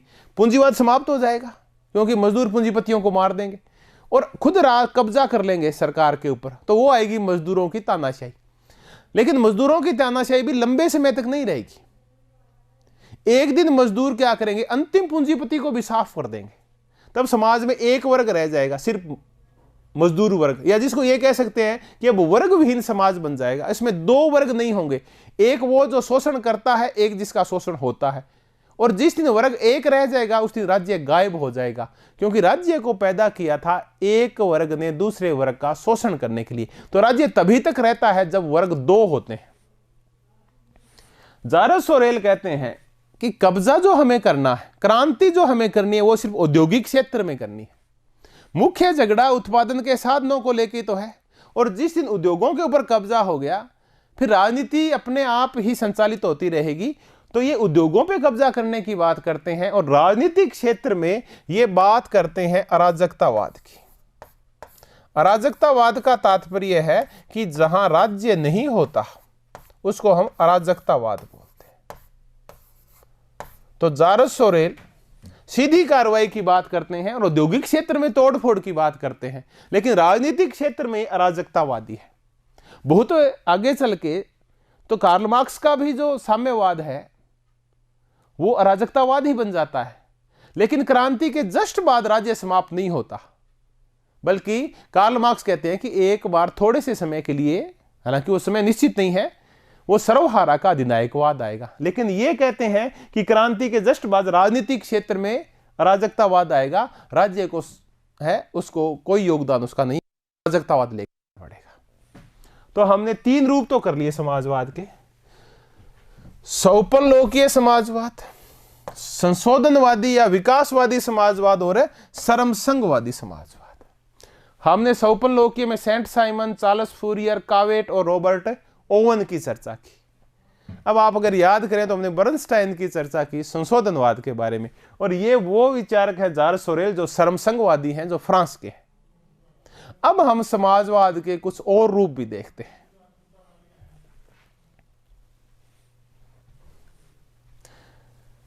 फेबियन समाजवाद देखते हैं।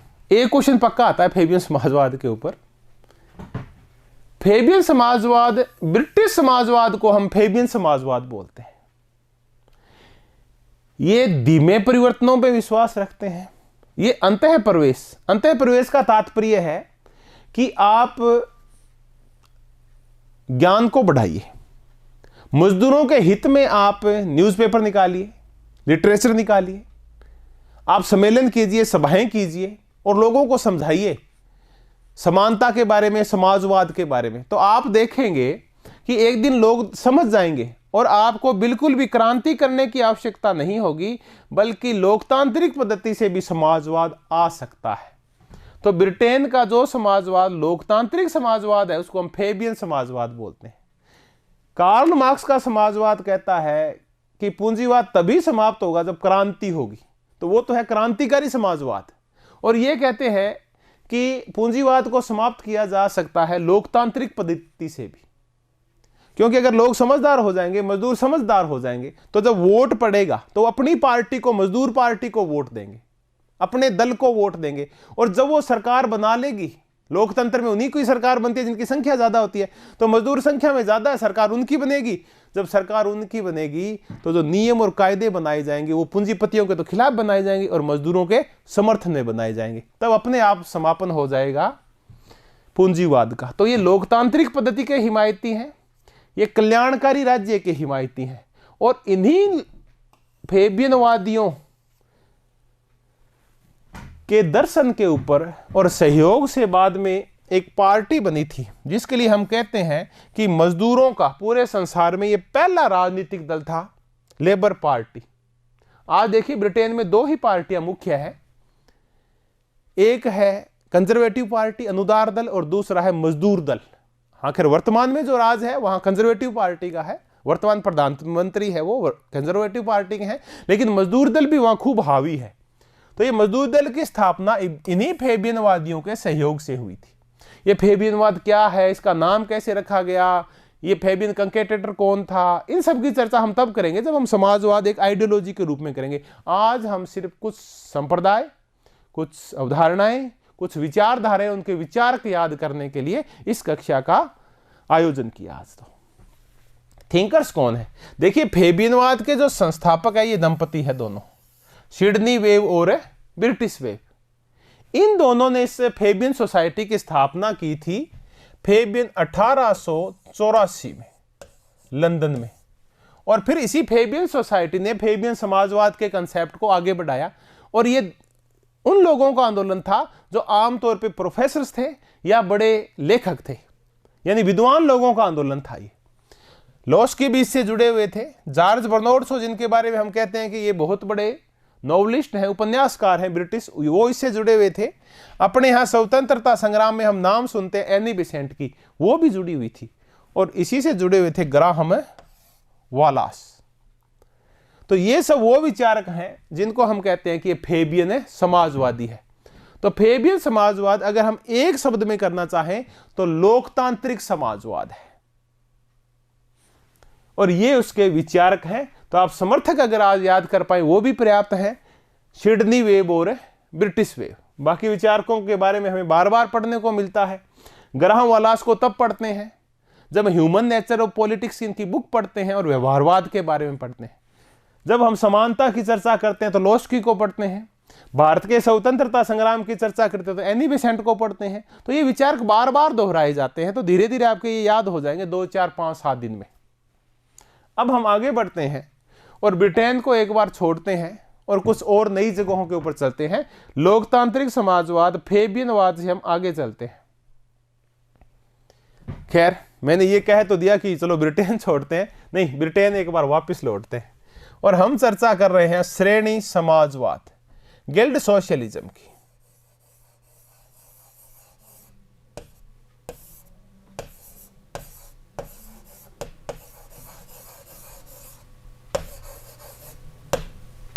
गिल्ड सोशलिज्म, श्रेणी समाजवाद जीडीएच कोल का है। जीडीएच कोल भी फेबिनवादी ही थे, फेबिनवाद से जुड़े हुए थे, लेकिन उन्होंने गिल्ड सोशलिज्म के नाम से एक कंसेप्ट और आगे बढ़ाया। हम एक और जब डेमोक्रेसी करेंगे तब हम एक डेमोक्रेसी करेंगे, इंडस्ट्रियल डेमोक्रेसी।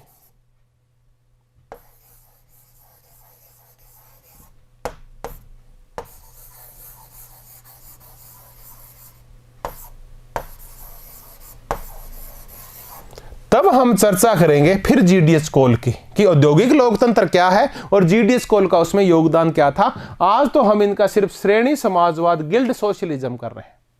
श्रेणी समाजवाद यह कहता है कि मध्य युग में जितना भी कार्य किया जाता था या पूंजी जिसके कब्जे में हुई थी वो किसी व्यक्ति के कब्जे में नहीं हुआ करती थी, बल्कि विभिन्न व्यवसाय करने वाले लोगों की एक गिल्ड बनी होती थी और वो गिल्ड ही सारा काम देखती थी। वही गिल्ड ही राजा से कह के और टैक्स का निर्धारण करती थी। वही अपने जो सदस्य हुआ करते थे किसी व्यवसाय के, उनके व्यवहार नियंत्रण का कार्य किया करती थी। हम ये कह सकते हैं कि सोने से संबंधित जितना भी काम था उस सारे काम को देखने के लिए सुनारों की एक गिल्ड हुआ करती थी। राज्य सुनारों के मामले में हस्तक्षेप नहीं किया करता था। तो ये है गिल्ड सोशलिज्म। इसी को वापस लाया जाए, ये मध्यकाल में चला करती थी। तो गिल्ड सोशलिज्म है जीडीएच कोल का अराजकतावाद। एनार्किज्म समाजवाद का ही एक रूप है, कई बार इसको हम अलग भी पढ़ते हैं। अराजकवाद का एनार्किज्म का तात्पर्य यह है कि राज्य नहीं होगा। राज्य नहीं होगा इसका यह तात्पर्य नहीं है कि राज्य को हम समाप्त कर दें, क्योंकि राज्य तो बड़ी मुश्किल से तो पैदा हुआ था। राज्य पैदा तब हुआ था जब मत्स्य न्याय आ गया था। जब चारों ओर मारकाट मची हुई थी तब लेवियाथन आया था। जब नागरिक एक दूसरे को मार रहे थे, लोग मार रहे थे, नागरिक क्या, तब लेवियाथन आया था। और ये अराजकतावादी कह रहे हैं कि राज्य को समाप्त कर दीजिए। क्यों? आखिर इसका कारण क्या है? क्योंकि अराजकतावादियों का यह मानना है कि जो राज्य है यह शोषणकारी सत्ता है, ये एक वर्गीय हितों के लिए काम करने वाली संस्था है, जैसा कि प्रोंदा बोलेगा। तो ये राज्य है, ये व्यक्ति को पूर्ण रूप से नैतिक नहीं होने देता, उसकी स्वतंत्रताओं को बाधित करता है, उसके शोषण का आधार है। तो फिर राज्य को क्या करें? समाप्त कर दें, या राज्य एक दिन खुद समाप्त हो जाएगा। तो इसका तरीका क्या हो सकता है? क्यों होगा समाप्त? क्योंकि ये सारे मिलकर ये कहते हैं अराजकतावादी कि व्यक्ति अपने व्यवहार में एक दिन इतना परिवर्तन कर लेगा कि उस दिन राज्य की आवश्यकता ही नहीं होगी। ये कहते हैं कि राज्य को समाप्त करने के लिए कुछ बुरे लोगों को समाप्त करना होगा। तो ये वो हैं जिनकी हम क्रांतिकारी अराजकतावादी कहते हैं कि क्रांति के माध्यम से समाज के शोषणकारी तबके को जैसे ही हम समाप्त करेंगे, एक ही तबका रह जाएगा, फिर कोई किसी का शोषण नहीं करेगा, तो राज्य भी नहीं होगा। ऐसे ही विचारकों में है विलियम गॉडविन, प्रोंदा को तो अपन तब पढ़ते हैं जब हम कहते हैं कि संपत्ति चोरी है और सारे संपत्तिवान चोर है। जब कार्ल मार्क्स को पढ़ेंगे तो प्रोंदा की कई बार चर्चा आएगी। बाकुनिन को हम तब पढ़ते हैं जब हम समाजवाद की आलोचना करते हैं या सर्वहारा के अधिनायकवाद की आलोचना करते हैं। क्रोपोक्टिन को भी पढ़ते हैं हम जब हम समाजवाद एज ए आइडियोलॉजी करेंगे, तो इनको डिटेल में करेंगे। जब अराजकतावाद करेंगे तब भी करेंगे। विलियम गॉडविन को अपन तब पढ़ते हैं जब हम पहला ही लेसन करते हैं, जब हम चर्चा करते हैं कि राजनीति को राजनीति विज्ञान नाम किसने दिया था। तब हम दो नाम देखते हैं कि देखिए, राजनीति जो शब्द है पॉलिटिक्स, वो तो दिया हुआ है अरस्तु का, लेकिन इसको राजनीति विज्ञान जो नाम दिया गया था वो दिया था विलियम गॉडविन। और विलियम गॉडविन की पत्नी थी मैरी वुलोस्टोनोक्राफ्ट, जिसको हम नारीवाद की मां बोलते हैं। इन दोनों का नाम दिया है राजनीति विज्ञान, और ये थे अराजकतावादी। अब हमने दो रूप और किए। हमने काल्पनिक समाजवाद किया, हमने फेबियनवाद किया, श्रमसंघवाद किया, गिल्ड सोशलिज्म कर लिया, संशोधनवादी समाजवाद किया था। आप दोबारा देखेंगे तो फिर याद आ जाएंगे, और अराजकतावाद भी कर लिया। अब तो हम आते हैं मुख्य समाजवाद के ऊपर। यह है वैज्ञानिक समाजवाद, जिसके प्रणेता है कार्ल मार्क्स और एंजल्स। और इसी वैज्ञानिक समाजवाद को, जिसको हम कई बार मार्क्सवाद भी बोलते हैं, बाद में जब इसने रूप परिवर्तित किया समकालीन समय में, तो पैदा हुआ नव मार्क्सवाद, नियो मार्क्सिज्म।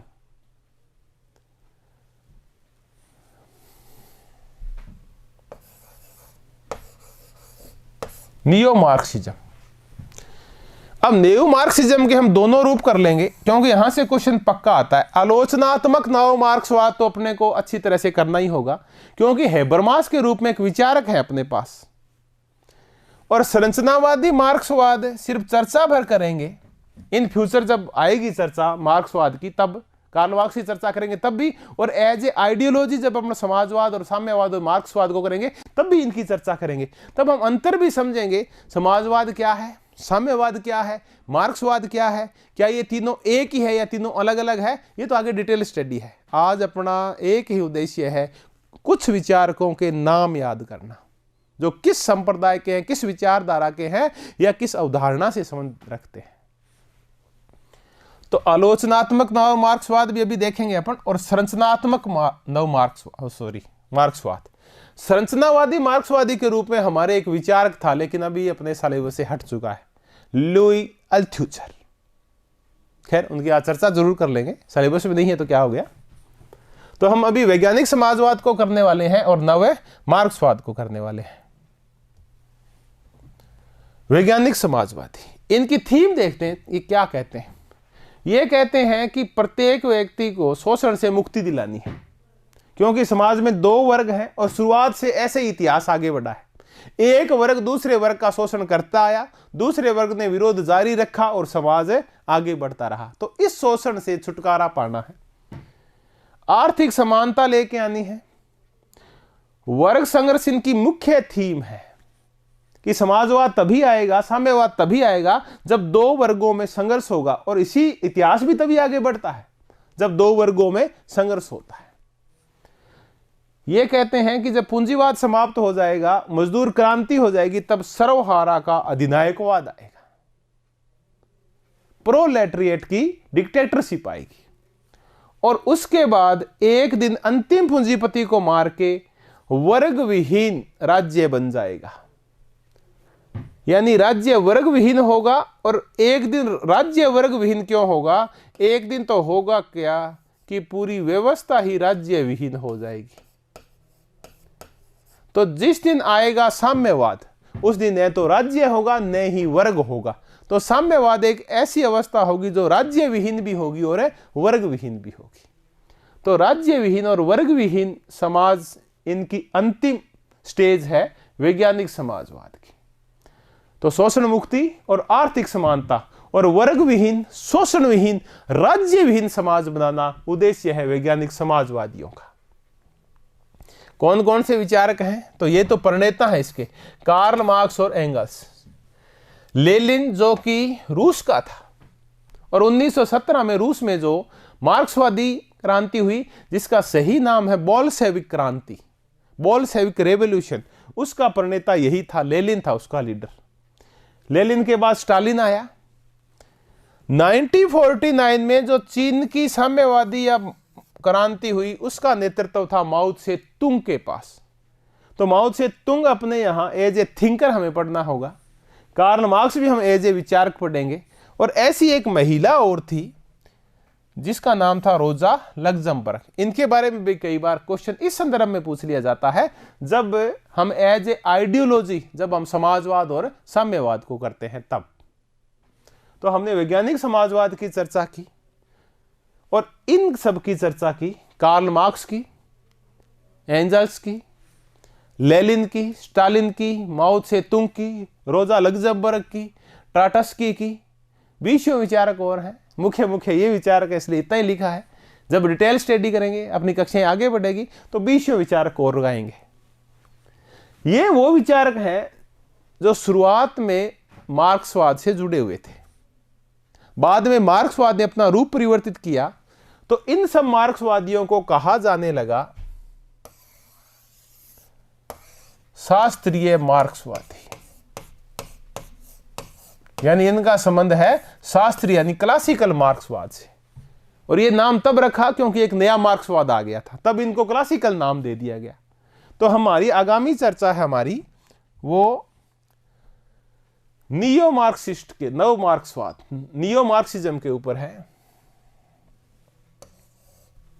तो हम अब चर्चा करेंगे नियो मार्क्सवादियों की। नियो मार्क्सिस्ट कौन है, पहले तो हम चर्चा करेंगे कि नव मार्क्सवाद है क्या। देखिए, जहां कार्ल मार्क्स ये कहा करता था कि शोषण का जो मूल आधार है वो सिर्फ उत्पादन के साधन है, इसका तात्पर्य है कि सिर्फ समाज में आर्थिक शोषण होता है और कोई शोषण नहीं होता। जबकि नव मार्क्सवादी कहते हैं शोषण बहुविध होता है। एक औरत का जो शोषण होता है वो देह शोषण होता है। अपने इस टिपिकल और हायरार्किकल समाज में जो शोषण होता है दलितों का, वो जातीय शोषण है। अमेरिका में जो शोषण होता है रंग के आधार के ऊपर, वो निर्जातीय शोषण है, वो रंग भेद का शोषण है।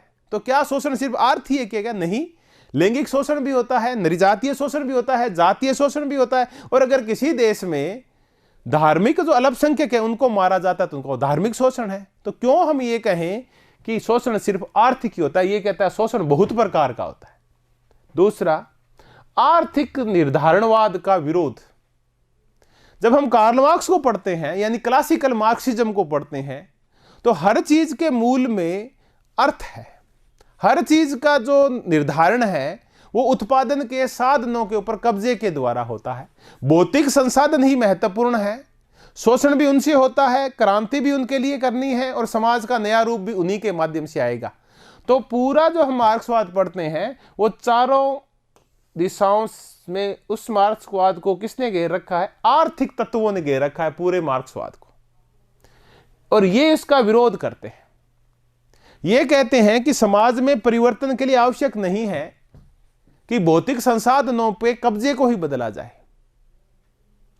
जो संरचनाएं होती है, अधिसंरचनाएं हैं, हमारी जो राज्य है, शिक्षा व्यवस्था है, धार्मिक व्यवस्था है, साहित्य है, कला है, सरकार है, इनमें भी चेंज करके और व्यवस्था को बदला जा सकता है। जबकि कार्ल मार्क्स तो ये कहा करता था कि सिर्फ आर्थिक व्यवस्था को बदल देंगे तो बाकी सारी व्यवस्थाएं अपने आप बदल जाएगी, क्योंकि आधार में बैठी है आर्थिक व्यवस्था। और जैसे हम नींव को हिलाएंगे, आधार को हिलाएंगे, बाकी जो अधिसंरचनाएं हैं वो अपने आप नीचे आके गिरेगी। तो ये आर्थिक निर्धारणवाद के विरोधी हैं जो कार्ल मार्क्स दे के गया था। ये अलगाव की चर्चा करते हैं। अलगाव एक मनोवैज्ञानिक दशा है, एलिनेशन। और इस अलगाव का शिकार मजदूर भी होता है, इस अलगाव का शिकार पूंजीपति भी होता है। ये एक पूरी कंसेप्ट है अलगाव का, जिसकी हम व्यापक चर्चा करेंगे। जब हम मार्क्सवाद भी करेंगे तब करेंगे। तो अलगाव का विरोध करते हैं। अलगाव का तात्पर्य है कि हम अपने आप को समाज से अलग मानते हैं, खुद को मशीन बना लेते हैं हम, और हमारी मौलिकता समाप्त हो जाती है। वो होता है अलगाव। ये कहते हैं कि आधार, जहां पूरा बल कार्ल मार्क्स आधार के ऊपर देता है और ये कहता है अधिसंरचनाओं का भी महत्व है। अधिसंरचनाओं का तात्पर्य है आधार पर टिकी हुई जो संरचनाएं होती है वो अधिसंरचनाएं होती है। तो इन्होंने बल दिया कि शोषण कोई एक प्रकार का नहीं होता, बहुत प्रकार का होता है। और इतना ही नहीं, ये जो एक चीज पे और बल देते हैं और वो है चेतना, कॉन्शियसनेस। कार्ल मार्क्स ये कह के गया था कि संसार में जो भी परिवर्तन होते हैं वो भौतिक तत्वों की वजह से होते हैं, मैटर की वजह से होते हैं। हेगल ये कह के गया था कि विचारों में जब बदलाव आता है, चेतना में बदलाव आता है, तो इतिहास आगे बढ़ता है। तो नव मार्क्सवादी दोनों को ही स्वीकार करते हैं, मैटर को भी और आइडिया को भी, कि भौतिक तत्वों की वजह से भी बदलाव आते हैं और बदलाव आते हैं चेतना की वजह से भी। खैर, और आगे बढ़ते हैं। तो ये चेतना को भी महत्व देते हैं। कौन कौन है नव मार्क्सवादी? तो देखिए, नव मार्क्सवादी हैं, उनके बहुत सारे प्रकार हैं। हम अब कर रहे हैं आलोचनात्मक मार्क्सवाद, जो पैदा हुआ फ्रैंकफर्ट स्कूल में।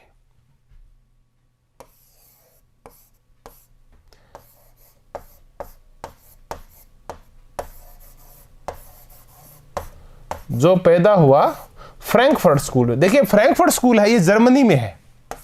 और इसकी स्थापना 1923 में हुई थी और इसके अधिकांश जो संस्थापक हैं वो यहूदी हैं। जब हिटलर आया था तो इन सब प्रोफेसर को वहां से भागना पड़ा था और अमेरिका चले गए थे इस संप्रदाय के अधिकांश लोग। जब हिटलर का राज चला गया तो 45-50 के बाद ही वापस आ गए थे जर्मनी, कुछ आ गए थे। तो ये जो फ्रैंकफर्ट स्कूल है इसके हैं ये अर्थशास्त्री हर्खहाइमर है, पक्का एक क्वेश्चन आता है, थियोडोर एडोर्नो है, हेबरमास, ये तो मैंने कहा था अपने सिलेबस में भी है, एरिक फ्रोम है और हर्बर्ट मार्क्यूजे है। ये वो लोग हैं, ये वो विचारक हैं जिनका संबंध है तो नव मार्क्सवाद से, लेकिन नव मार्क्सवाद भी बहुत प्रकार का है। इनका संबंध नव मार्क्सवाद का जो आलोचनात्मक सिद्धांत है उससे है, विश्लेषणात्मक है, ग्रामसीवाद है, नव ग्रामसीवाद है, आलोचनात्मक मार्क्सवाद है, संरचनात्मक मार्क्सवाद है, अस्तित्ववादी मार्क्सवाद है। तो आज अपन सिर्फ दो ही करने वाले हैं नव मार्क्सवाद के, सिर्फ 2 टाइप्स ऑफ नियो मार्क्सिज्म, एक आलोचनात्मक सिद्धांत वाला मार्क्सवाद और दूसरा संरचनात्मक मार्क्सवाद। तो हम फ्रैंकफर्ट स्कूल में जो आलोचनात्मक मार्क्सवाद पैदा हुआ उसके विचार के याद करते हैं। हर्खहाइमर, थियोडोर एडोर्नो, हेबरमास थियोडोर एडोर्नो के यहां पहले शोध सहायक थे, फिर खुद इस फ्रैंकफर्ट स्कूल में जो समाज विज्ञान की पीठ थी उसके प्रोफेसर बन गए थे। तो ये दूसरी पीढ़ी के नव मार्क्सवादी कहलाए जाते हैं, फ्रैंकफर्ट स्कूल के दूसरी पीढ़ी के, एरिक फ्रोम और उसके बाद हर्बर्ट मार्क्यूजे। हम कई बार जब इनकी चर्चा करते हैं तो हम ये भी पढ़ते हैं कि ये जो प्रभावित हैं कि ये किससे प्रभावित हैं। तो देखिए Horkheimer, Theodor Adorno, Habermas, Erich Fromm, Louis Althusser, ये नाम नए नए से लगते हैं, धीरे धीरे आप रिपीट करेंगे तो आपके भी याद हो जाएंगे। जो आलोचनात्मक स्कूल के हैं इनके ऊपर जो प्रभाव है वो प्रभाव हेगल का है, वो ग्रामसी का है और सबसे ज्यादा प्रभाव कार्ल मार्क्स का है। थोड़ा सा प्रभाव रूसो के ऊपर, रूसो का भी है इनके ऊपर। रूसो से ये रिटर्न टू नेचर वाला भाव लेते हैं। चलिए एक संरचनात्मक मार्क्सवाद और है, लुई अल्थुजर फ्रांस के थे, अपने सिलेबस में थे, हट चुके हैं। इनका संरचनात्मक मार्क्सवाद है निकोल पोलांजास। पोलातांज की कई बार चर्चा आएगी, पॉलिटिकल थ्योरी में भी आएगी, आगे पढ़ेंगे तब भी चर्चा आएगी, राज्य के संदर्भ में पढ़ेंगे तब भी निकोल्स पोलातांज की चर्चा आएगी।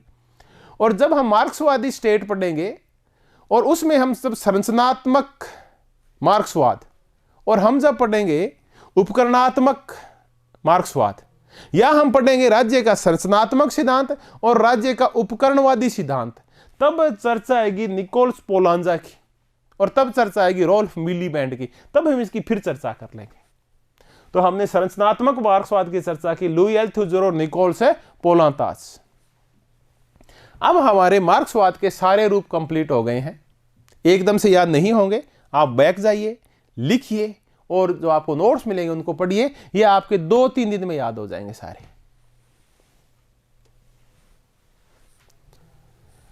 अब हम व्यवहारवाद को करेंगे। व्यवहारवाद परंपरागत राजनीति विज्ञान के खिलाफ खड़ा हुआ एक आंदोलन था जिसने बल दिया प्रत्यक्षवाद से प्रभावित हुआ ये, और नव प्रत्यक्षवाद। प्रत्यक्षवाद और नव प्रत्यक्षवाद कुछ ऐसी धाराएं थी जो सोशल साइंस में आई और इन दोनों ने बल दिया अनुभववाद के ऊपर, तथ्यात्मकता के ऊपर और विज्ञान के ऊपर। अनुभववाद का तात्पर्य यह है कि जो चीजें हम अनुभव कर सकते हैं वही चीजें सत्य है, काल्पनिक चीजें राजनीति विज्ञान में नहीं होनी चाहिए। तो इन्होंने मूल्य मुक्त अध्ययन के जो अध्ययन होते हैं उनको बल दिया और मूल्यों को बाहर धकेल दिया राजनीति विज्ञान से। हम चर्चा करेंगे मूल्य तथ्य, पूरा विवाद अपने सिलेबस में है, फैक्ट्स वैल्यू डिक्टोमी, तब हम इसकी चर्चा करेंगे।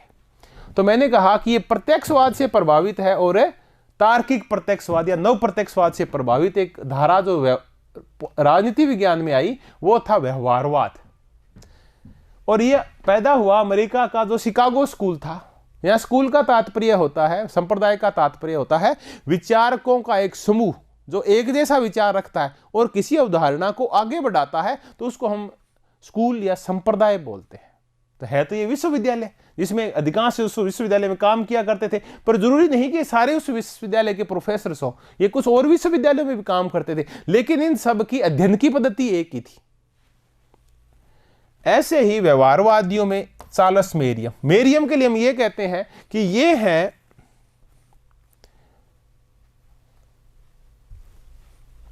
व्यवहारवाद के दार्शनिक पिता।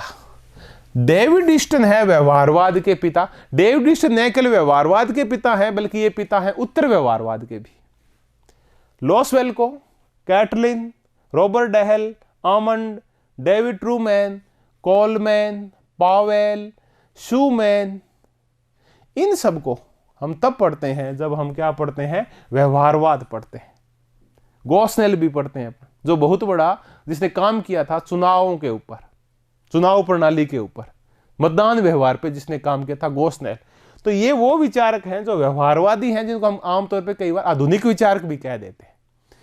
तो व्यवहारवाद की थीम हम सब जानते हैं कि विज्ञान और तथ्य और अनुभववाद पे बल देता है, और ये विचारक हैं। इसमें 8-10 विचारक और भी हैं। आज हम चूंकि पहला दिन हम इतने याद करेंगे। Charles Merriam, David Easton, Lasswell, Catlin, Robert Dahl, Almond. Almond को तो हमें जरूर पढ़ना होगा जब हम इसका संरचनात्मक प्रकार्यात्मक मॉडल करेंगे। ईस्टन को हम तब पढ़ेंगे जब हम व्यवहारवाद करेंगे और इसकी सिस्टम थ्योरी पढ़ेंगे। डेविड ट्रूमैन को हम तब पढ़ेंगे जब हम बहुलवाद करेंगे या जब ग्रुप थ्योरी करेंगे। तब हमें डेविड ट्रूमैन को भी पढ़ना होगा, रॉबर्ट डेहल को भी पढ़ना होगा। ग्रुप थ्योरी आपको याद आ रहा है, ग्रुप थ्योरी, इलीट थ्योरी, ये सब हमारे सिलेबस में। तब हम इन सब की डिटेल चर्चा करेंगे, डेविड ट्रूमैन के, रॉबर्ट डेहल की। तो ये हमने शिकागो स्कूल से संबंधित व्यवहारवाद को पूरा किया। इससे पहले हमने एक फ्रैंकफर्ट स्कूल और किया था, जिसका संबंध नव मार्क्सवाद की आलोचनात्मक धारा से था, जिसका संबंध जर्मनी से था। इसका संबंध अमेरिका से है।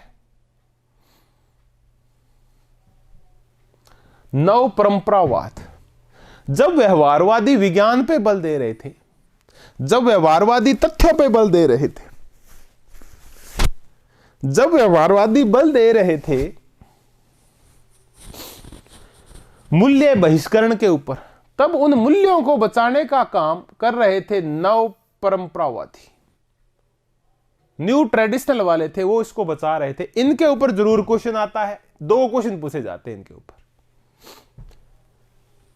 क्योंकि हन्ना अरेंटे तो है ही दर्शन पे बल देते हैं, ये फिलोसॉफी के ऊपर। फिलोसॉफी वो है जो कल्पना और मूल्यों पे बल दे, यानी मूल्यात्मकता को जरूरी मानते हैं। यानी व्यवहारवाद का उल्टा है ये बिल्कुल ही। और उसके समकालीन बह रही थी ये धारा। जब एक तरफ 50 से 70 के बीच व्यवहारवाद चल रहा था, उस समय इसके साथ साथ ही विभिन्न विश्वविद्यालयों में कुछ प्रोफेसर थे, विद्वान थे, वो परंपरावाद पे भी काम कर रहे थे। आत्मनिष्ठा पे बल देते हैं ये, और तथ्यों का विरोध करते हैं। विरोध इट मींस ये नहीं है कि वो निकालना चाहते हैं, लेकिन अति तथ्यवाद का ये विरोध करते हैं। तो ये वो हैं जो व्यवहारवाद के खिलाफ खड़े हुए।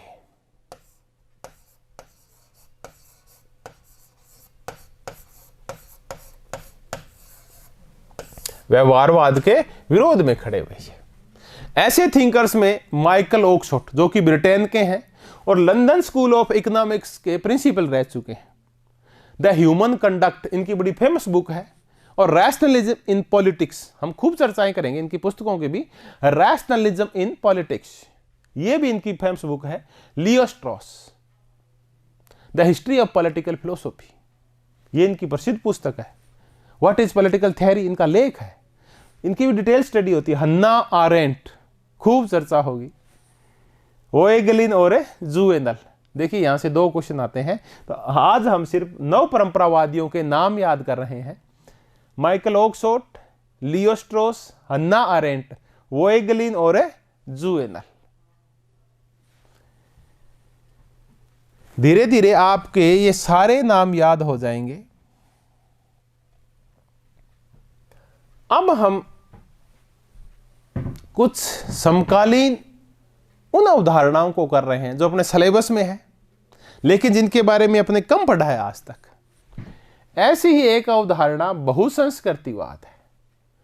बहुसंस्कृतिवाद ये कहती है कि संस्कृति चाहे अल्पसंख्यक हो चाहे बहुसंख्यक हो, प्रत्येक संस्कृति को, प्रत्येक कल्चर को, संस्कृति को अपनी मान्यता का, अपनी स्वतंत्र पहचान का हक है।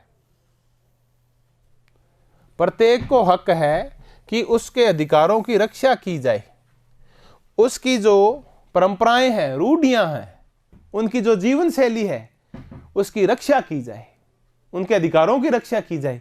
अपने यहां अनुच्छेद 29 और 30 उनका संबंध है बहुसंस्कृतिवाद से, मल्टीकल्चरलिज्म से संबंध है उनका। अल्पसंख्यकों को अधिकार का समर्थन करते हैं ये, क्योंकि हुआ क्या कि उदारवाद ने, उपयोगितावाद ने और लोकतंत्रवादियों ने जिस चीज पे बल दिया वो है बहुमतवाद, क्योंकि लोकतंत्र में उन्हीं व्यक्तियों की सुनी जाती है जिनके पास बहुमत होता है, क्योंकि ये गणनात्मक लोकतंत्र है जो गिनती के ऊपर चलता है। तो जिसके पास सर ज्यादा होते हैं, यानी जिसके पास काउंटिंग ज्यादा होती है, क्योंकि काउंटिंग हम सिर की करते हैं 1 2 3 4 ऐसे, तो जिनके पास गणना की संख्या ज्यादा होती है, जिनके पास लोग ज्यादा होते हैं, उन्हीं की चलती है। वही फिर प्रभुत्व रखते हैं राजनीतिक व्यवस्था पे, सामाजिक व्यवस्था पे, आर्थिक व्यवस्था पे। ये कहते हैं कि अल्पसंख्यकों को भी उनके अधिकार दिए जाएं, उनको भी मान्यता दी जाए, उनकी परंपराओं को, रूढ़ियों को, उनके जीवन शैली को, उनकी पहचान को मान्यता दी जाए। कौन कौन से थिंकर हैं पक्का, क्योंकि हमारे तो बिल्कुल है ये एज ए आइडियोलॉजी है, तो ये तो करना ही होगा हमें। आज एक तस्वीर बन जाएगी तो आगे जब सिर्फ इतना ही काम बचेगा कि हम इसको समझ पाएं कि बहुसंस्कृतिवाद है क्या, बाकी अपना काम कंप्लीट हो जाएगा, क्योंकि आज हम इन सबको याद कर लेंगे। भिखु पारिक भारत के हैं, गुजरात के, ब्रिटिश हैं। विल कैमिलिका बहुत ही फेमस हैं और कनाडा के रहने वाले हैं, बहुत फेमस बहुसंस्कृतिवादी हैं। आयरिस मैरियम यंग यूएस की हैं। जेम्स तुल्ली है और चार्ल्स टेलर है। कई बार तो इनके ऊपर क्वेश्चन सीधे आते हैं जिनको मिलान करना आता है, हर एक पेपर में आपको इनके ऊपर क्वेश्चन मिल जाएंगे। तो हम नाम याद करते हैं, Bhikhu Parekh, Will Kymlicka, Iris Marion Young, James Tully और चार्ल्स टेलर। चार्ल्स टेलर को तो अपने तब भी पढ़ा था जब हम समुदायवाद कर रहे थे, इच्छा स्वेच्छा तंत्रवाद, उदार समतावाद और समुदायवाद। हम तो उदारवाद की 3 समकालीन धाराएं की थी, तभी इनको पढ़ा था। तो हमने ये वो नाम किए हैं जिनका संबंध बहुसंस्कृतिवाद से है, Bhikhu Parekh, Will Kymlicka, Iris Marion Young और जेम्स तुल्ली। आप कीजिए क्या, एक बार इनको लिख लीजिए, जो आपको नोट्स मिले उनमें दिए हुए हैं, एक बार खुद लिखिए और इनको सुबह शाम जब भी टाइम मिले एक बार आंखों के आगे से निकालिए। जैसा ही आप ऐसा 8-10 बार करेंगे तो प्रत्येक विचार का आपके याद हो जाएगा। आपका 20% कार्य हो जाएगा। नया टॉपिक आया है, उत्तर आधुनिकतावाद, जो 2014 की जो भर्ती आई थी असिस्टेंट प्रोफेसर की, उसमें यह टॉपिक नहीं था, अब आया है। पोस्ट मॉडर्निज्म, और नेट में भी है। नेट का और कॉलेज लेक्चर का सिलेबस लगभग समान है, बस नेट जेआरएफ में एक यूनिट अलग है जिसका संबंध लोक प्रशासन से है, या एक पब्लिक पॉलिसी की छोटी सी यूनिट है। बाकी अगर आप ये तैयारी कर लेते हैं कॉलेज लेक्चरर की, तो आपकी नेट और जेआरएफ दोनों हो जाती है। इतना डीप है कॉलेज लेक्चर का जो सिलेबस है। तो उत्तराधुनिकतावाद नेट में भी और कॉलेज लेक्चर में भी, नेट जेआरएफ के एग्जाम में भी आता है। अब हम उत्तराधुनिकतावाद के मुद्दे को आगे बढ़ाएं तो इसकी थीम क्या है, क्या कहता है ये विरोधी है मेटा नैरेटिव्स का, महावर्तांतों का। महावर्तांत का तात्पर्य है कि वो सिद्धांत जो ये कहते हैं कि हमने जो कह दिया वो अंतिम सत्य है, वो महावृत्तांत होते हैं। जैसे कार्ल मार्क्स की जो इतिहास की भौतिकवादी व्याख्या है या उनका वर्ग संघर्ष का सिद्धांत है, तो ये है महावृत्तांत। या हेगल की जो चेतना की जो व्याख्या है और इतिहास की जो उसने व्याख्या की है कि कैसे कैसे इतिहास चेतना के द्वारा, विचारों के द्वारा, आइडियाज के द्वारा आगे बढ़ता है, ये महावृत्तांत है।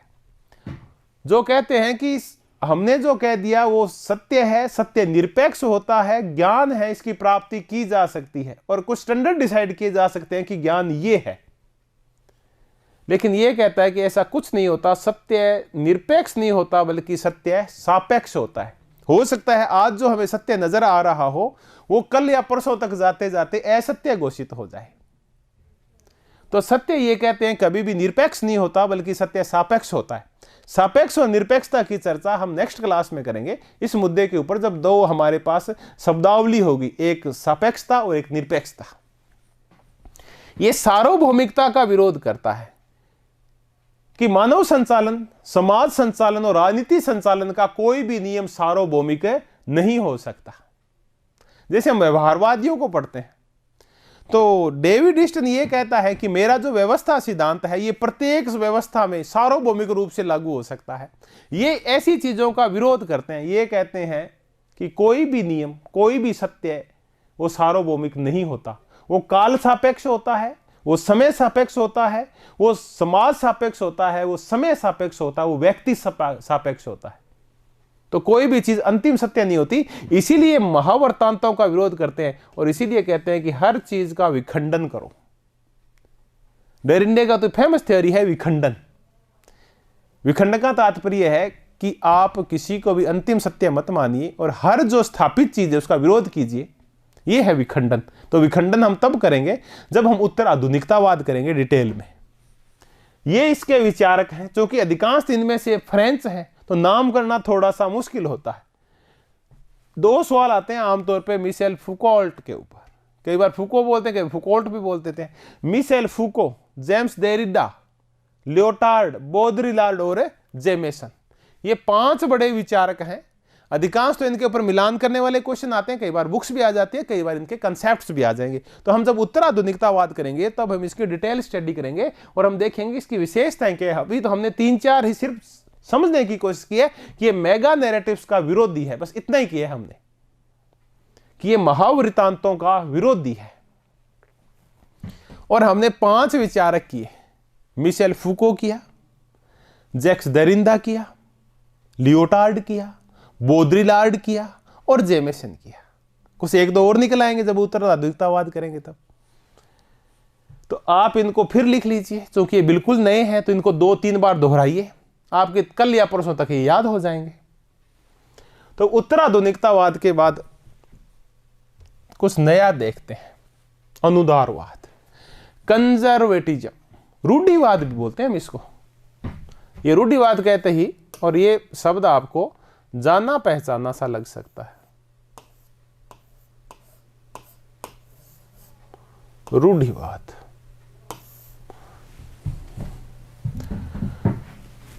रूढ़िवाद का तात्पर्य क्या है, पहले हम इसकी मेन थीम क्या है उसको समझते हैं। नया जुड़ा है टॉपिक सिलेबस में, पहले नहीं था। रूढ़िवादी वो होते हैं जो परंपराओं से प्रेम करते हैं। रूढ़िवादी वो होते हैं जो कहते हैं कि मानव पूर्ण नहीं है बल्कि अपूर्ण है। अपूर्णता का तात्पर्य है कि मानव शक्ति प्रेमी है, मानव हिंसक है और मानव भयभीत होने वाला भी है। तो हम ये नहीं कह सकते कि जैसा उदारवादी बोलते हैं कि व्यक्ति विवेकशील है, हम सीधा ही बोलते हैं कि व्यक्ति विवेकशील है नहीं है, वो समझदार नहीं है, तो इसका मतलब व्यक्ति अपूर्ण है। तो ये अनुदारवाद है, ये उदारवाद की और समाजवाद दोनों की खिलाफत किया करता है। उदारवाद की खिलाफत तो इसलिए करता है क्योंकि उदारवाद ये कहता है कि व्यक्ति विवेकशील है, जबकि ये कहते हैं विवेकशील नहीं है, वो तो मूर्ख है। समाजवाद का विरोध रूढ़िवाद इसलिए करता है क्योंकि समाजवाद कहता है कि सारे नागरिक समान है और ये कहता है कि कोई समान नहीं है। ये सामाजिक श्रेणीबद्धता और ऊंच नीच का समर्थन करता है।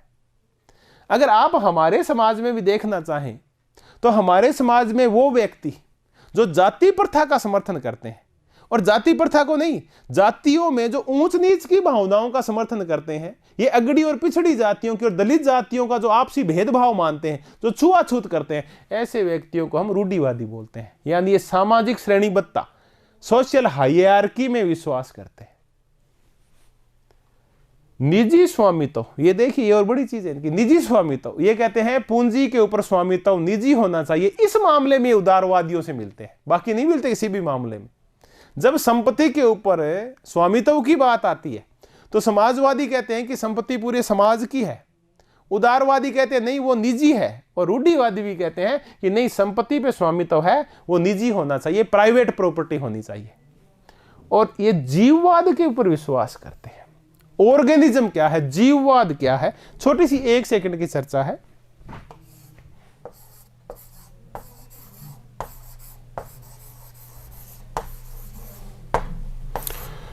ऑर्गेनिज्म का तात्पर्य है कि पूरा समाज एक जीव की तरह है। हम जिस राष्ट्र में रहते हैं, राष्ट्र एक जीव है और हम उसके अंग हैं। हम एक दूसरे से आपस में जुड़े हुए हैं और वैसे ही हम उस जीव से जुड़े हुए हैं। हमारा अस्तित्व तभी तक है जब तक जीव है। तो अंग कभी भी जीव से अलग होकर, स्वतंत्र होकर जिंदा नहीं रह सकते। तो ये वो धारा है जो ये कहती है, ये वो विचारधारा है जो ये कहती है कि राज्य साध्य है और व्यक्ति उसका साधन है। जो नागरिक हैं वो अंग है और राष्ट्र है वो एक जीव है। और सारे नागरिक, जैसे अंग आपस में जुड़े हुए हैं जीव के साथ, वैसे सारे नागरिक आपस में जुड़े हुए हैं। तो इसी को हम जीववाद बोलते हैं। तो हमने देखा कि परंपराओं से जो प्रेम करते हैं और सोशल हायरार्की में जो विश्वास करते हैं उनको हम रूढ़िवादी बोलते हैं, यानी पुराने विचार वाले व्यक्ति जो परिवर्तनों को पसंद नहीं करते। कई बार ऐसे व्यक्तियों के लिए हम ये भी कह देते हैं कि यथास्थितिवादी होते हैं।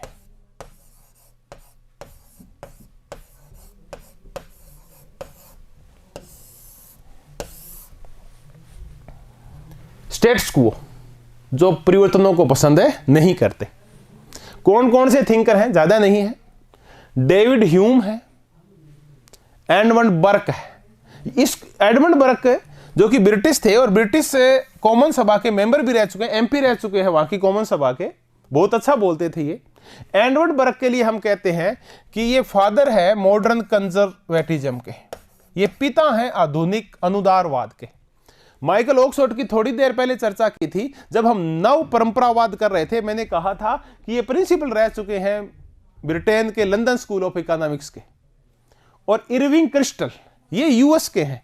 यूएस में जो वर्तमान में जो अनुदारवाद की धारा बह रही है उस धारा के हैं ये इरविंग क्रिस्टल। हम इनको कई बार नवरूढ़िवादी कह देते हैं, नियो कंजर्वेटिज्म कह देते हैं इरविंग क्रिस्टल को, जो कि यूएस का रहने वाला है।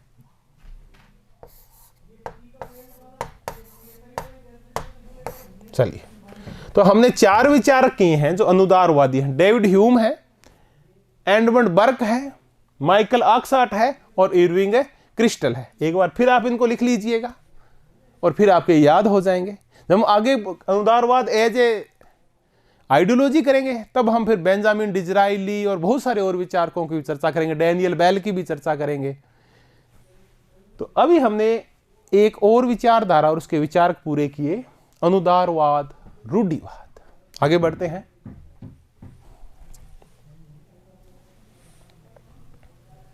नारीवाद, फेमिनिज्म, नया टॉपिक, बिल्कुल मजेदार टॉपिक। नारीवाद वो है जो नारी को शोषित मानता है।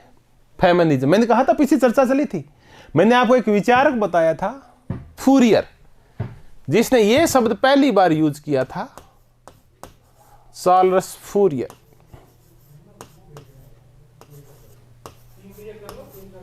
इस व्यक्ति ने इस शब्द का पहला प्रयोग किया था, नारीवाद, चार्ल्स फूरियर ने। और चार्ल्स फूरियर था काल्पनिक समाजवादी, यूटोपियन सोशलिस्ट। नारी शोषण, नारी मुक्ति, कि नारी को इस शोषण से मुक्ति दिलाया जाए, लिबरेशन।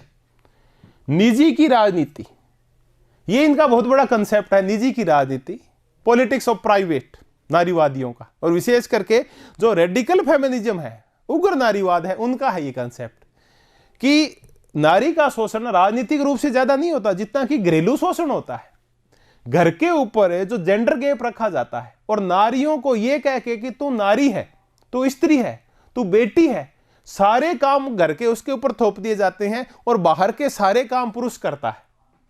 तो ये घरेलू मामले में भी राजनीति को घुसाना चाहती है। ये कहते हैं राजनीति सार्वजनिक नहीं होती बल्कि राजनीति निजी की भी होती है और घरेलू राजनीति भी होती है। ये सिस्टरहुड को बढ़ावा देती है।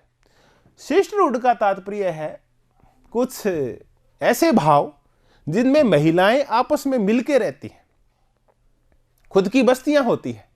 और सिस्टरहुड विरोधी है उस प्रवृत्ति का, उस पारिवारिक सिस्टम का जिसको हम कहते हैं विषमलिंगी परिवार, जहां एक औरत और एक पुरुष मिलकर परिवार बनाते हैं। सिस्टरहुड में औरत और औरत मिलकर परिवार बनाएंगे, उसको सिस्टरहुड कहा जाता है। तो इनकी जो मुख्य थीम है वो ये है कि सबसे बड़ा जो दुश्मन है वो मर्द है। अच्छा, आगे चलते हैं। कौन है जो ये कहते हैं? मैरी वुलोस्टोनोक्राफ्ट। ये तो नहीं कहती खैर ऐसा, ये उदारवादी नारीवाद की मां है ये, या नारीवाद की मां है ये, मैरी वुलोस्टोनोक्राफ्ट, जो एडमंड बर्क की बहुत भारी विरोधी थी। बेट्टी फ्रीडन, ब्रिटेन इसकी, यूएस की, Simone de Beauvoir, Kate Millett, G B. Elshtain, Bell Hooks और कैरोल पैटमैन, जर्मेने गीर, बीसियों हैं जो नारीवाद की विचारक है। इन हम सबको तब करेंगे, वर्जीनिया वुल्फ, नाओमी वुल्फ, अपने यहां वंदना शिवा, वंगारी मथाई, इन सब की चर्चा तब करेंगे जब हम नारीवाद एज ए आइडियोलॉजी करेंगे। आज आप सिर्फ 5-6 नाम याद कर लेंगे, तो 8-10 नाम याद और करने हैं, वो तब हो जाएंगे, आसान हो जाएंगे याद करना। तो हमने नारीवादियों में चर्चा की मैरी वुलोस्टोनोक्राफ्ट, जो मां है नारीवाद की, बेट्टी फ्रीडन। बेट्टी फ्रीडन के लिए इतना याद रखें, एक वाक्य आता है सीधा ही, नारी की पहचान की समस्या, यानी नारीवाद नाम की समस्या है, प्रॉब्लम ऑफ नेम, यह है बेट्टी फ्रीडन का। सिमोन दे बुआ का तो बहुत ही प्रसिद्ध वाक्य है, आपने याद है सबके लगभग, मैं मानता हूं, कि नारियां पैदा नहीं होती बल्कि नारी बनाई जाती है। और कैट मिलेट और जे.बी. एलेस्टीन, ये बी है, जे.बी. एलेस्टीन, जीन बेथे एलेस्टीन।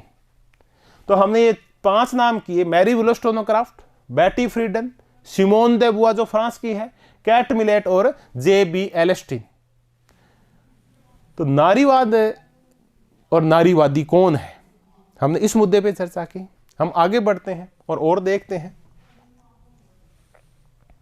संस्थावाद और नव संस्थावाद। नया टॉपिक है, बिल्कुल ज्यादा माथाफोड़ी नहीं करेंगे, तब करेंगे जब एज ए टॉपिक करेंगे, डिटेल स्टडी तब करेंगे। तो संस्थावाद वो है जो औपचारिक संस्थाओं पर बल दे, और नव संस्थावाद वो है जो अनौपचारिक संस्थाओं पर बल दे। औपचारिक संस्थाएं होती है राष्ट्रपति, प्रधानमंत्री, संसद, मंत्री परिषद, विधायिका, ये सब, ये होती है औपचारिक संस्थाएं। धर्म, जाति, मीडिया, तकनीक, एनजीओज, एमएनसीज, मल्टीनेशनल कंपनीज, ये सब काम तो कुछ और के लिए बनी होती है, लेकिन ये राजनीति को भी प्रभावित करती है। जैसे राजस्थान में जाति है, वो राजनीति को भी प्रभावित करती है, लेकिन वो जाति राजनीति के लिए नहीं बनी हुई। तो ऐसी संस्थाओं को हम अनौपचारिक संस्थाएं कहते हैं। और नव संस्थावाद है वो अनौपचारिक संस्थाओं के ऊपर बल देता है। बहुत सारे विचारक हैं जिनका संबंध संस्थावाद से है, और इसमें सुधार के लिए फिर व्यवहारवाद से प्रभावित होकर जो आई थी नई थ्योरी, नई अप्रोच, वो ये थी नव संस्थावाद। इस पे व्यवहारवादियों का बहुत बड़ा प्रभाव है। जो औपचारिक संस्थाओं पे बल दे वो संस्थावाद, ये तो पुराना है, क्लासिकल है। Lord James Bryce, modern democracies, आपने कभी बुक पढ़ी होगी, ये उसी के लेखक है। लॉवेल और फाइनर, और भी विचारक करेंगे जब एज ए टॉपिक इसको करेंगे। तो आज हम 3 नाम याद करते हैं जो संस्थावादी है, लॉर्ड जेम्स ब्राइस, लॉवेल और फाइनर। अब हम नव संस्थावाद की ओर आ जाते हैं जो अनौपचारिक संस्थाओं के ऊपर बल देता है। इसके जो प्रणेता हैं, पिता हैं, वो याद करेंगे आज तो, मार्च व ओल्सेन। इन्होंने एक लेख लिखा था न्यू इंस्टीट्यूशनलिज्म, और उसी से नव संस्थावाद शब्द पैदा हुआ, और ये फिर एज ए अप्रोच आगे बढ़ाई। तो मार्च और ओल्सेन है, ये नव संस्थावाद के संस्थापक हैं। तो हमने और कर लिया, संस्थावाद कर लिया और नव संस्थावाद कर लिया। अब हमारा अंतिम बिंदु बचा है, ये तीनों के तीनों आपके group theory, elite theory and rational choice theory, ये आपके सिलेबस में एक साथ दी हुई है। इसकी भी अपन इंग्लिश लिख देते हैं, इलीट थ्योरी।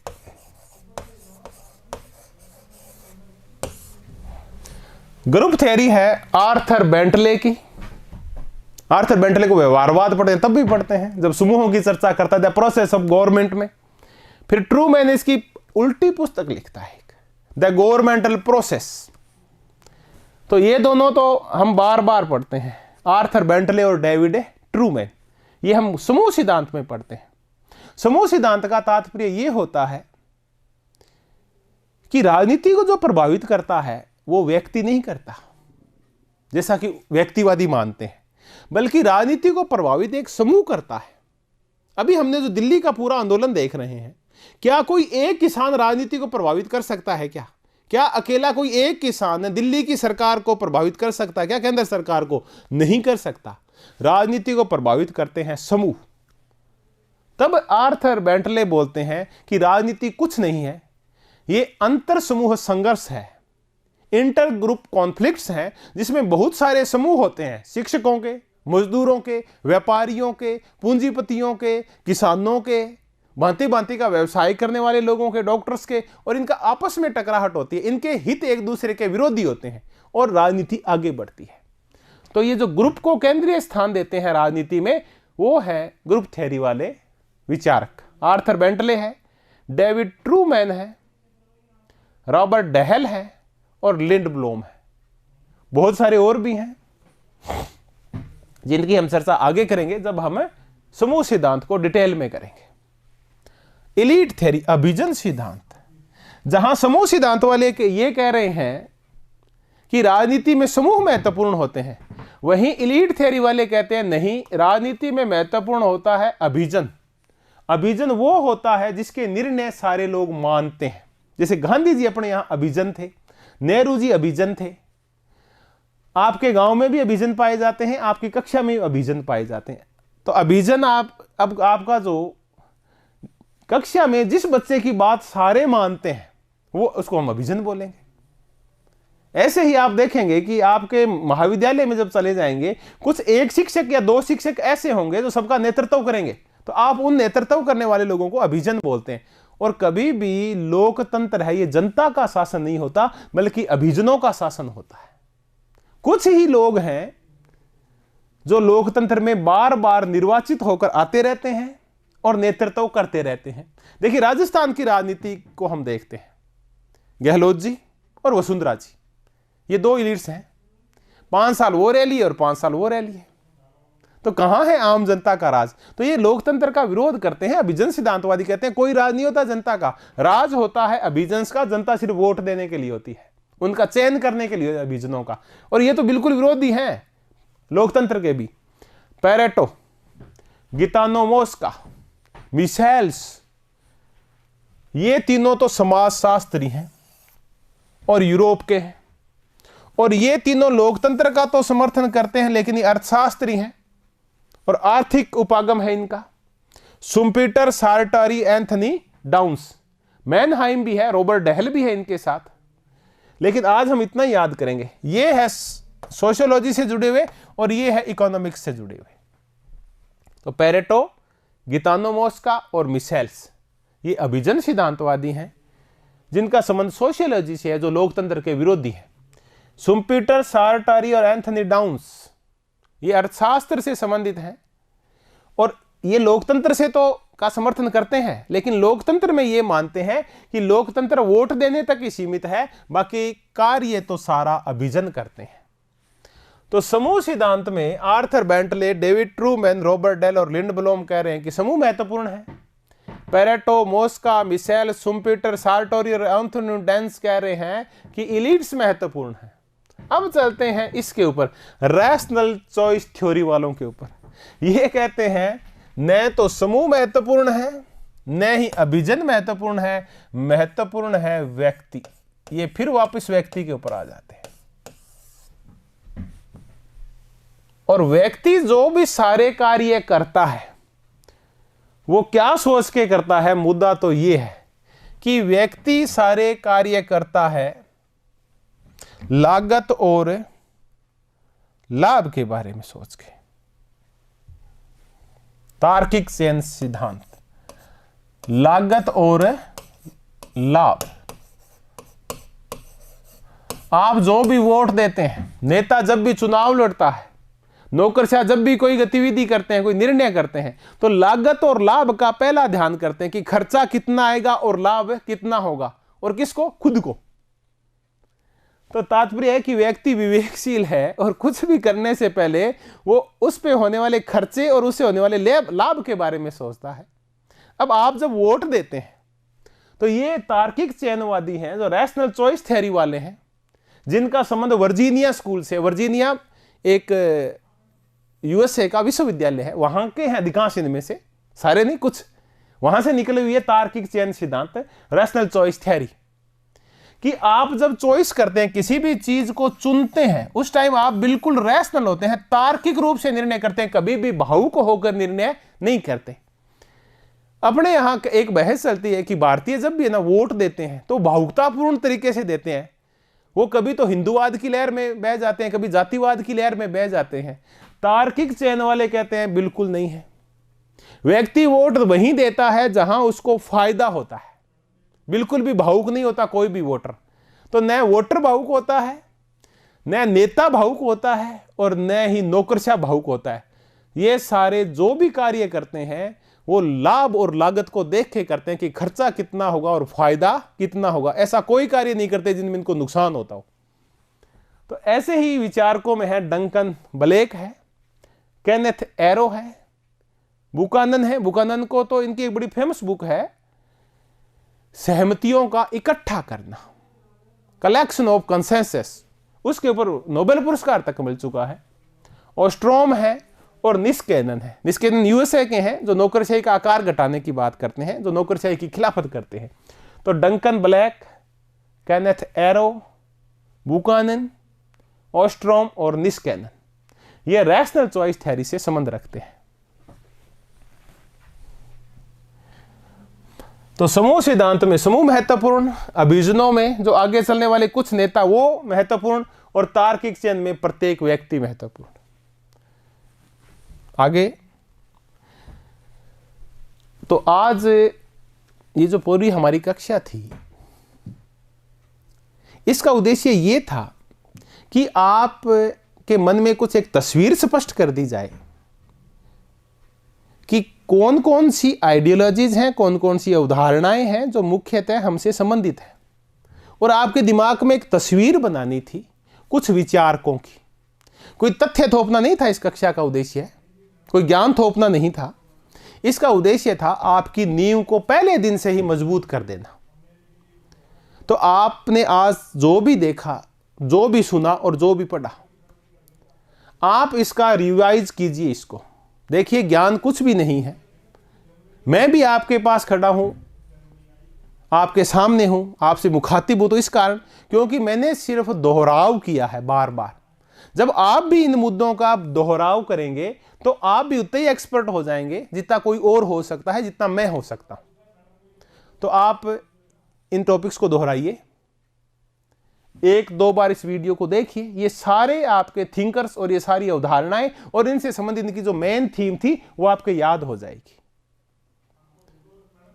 तो आप हमसे जुड़िए। अगर आपको कुछ अच्छा लगे तो आगामी समय में जब तक एग्जाम नहीं हो जाते हम इसी प्रकार पढ़ते और पढ़ाते रहेंगे। तो आप हमसे जुड़े रहिए। धन्यवाद, बहुत बहुत धन्यवाद। अगली बार हम मिलेंगे तो कुछ और नए मुद्दों को लेके मिलेंगे। चलिए, good luck, very good luck.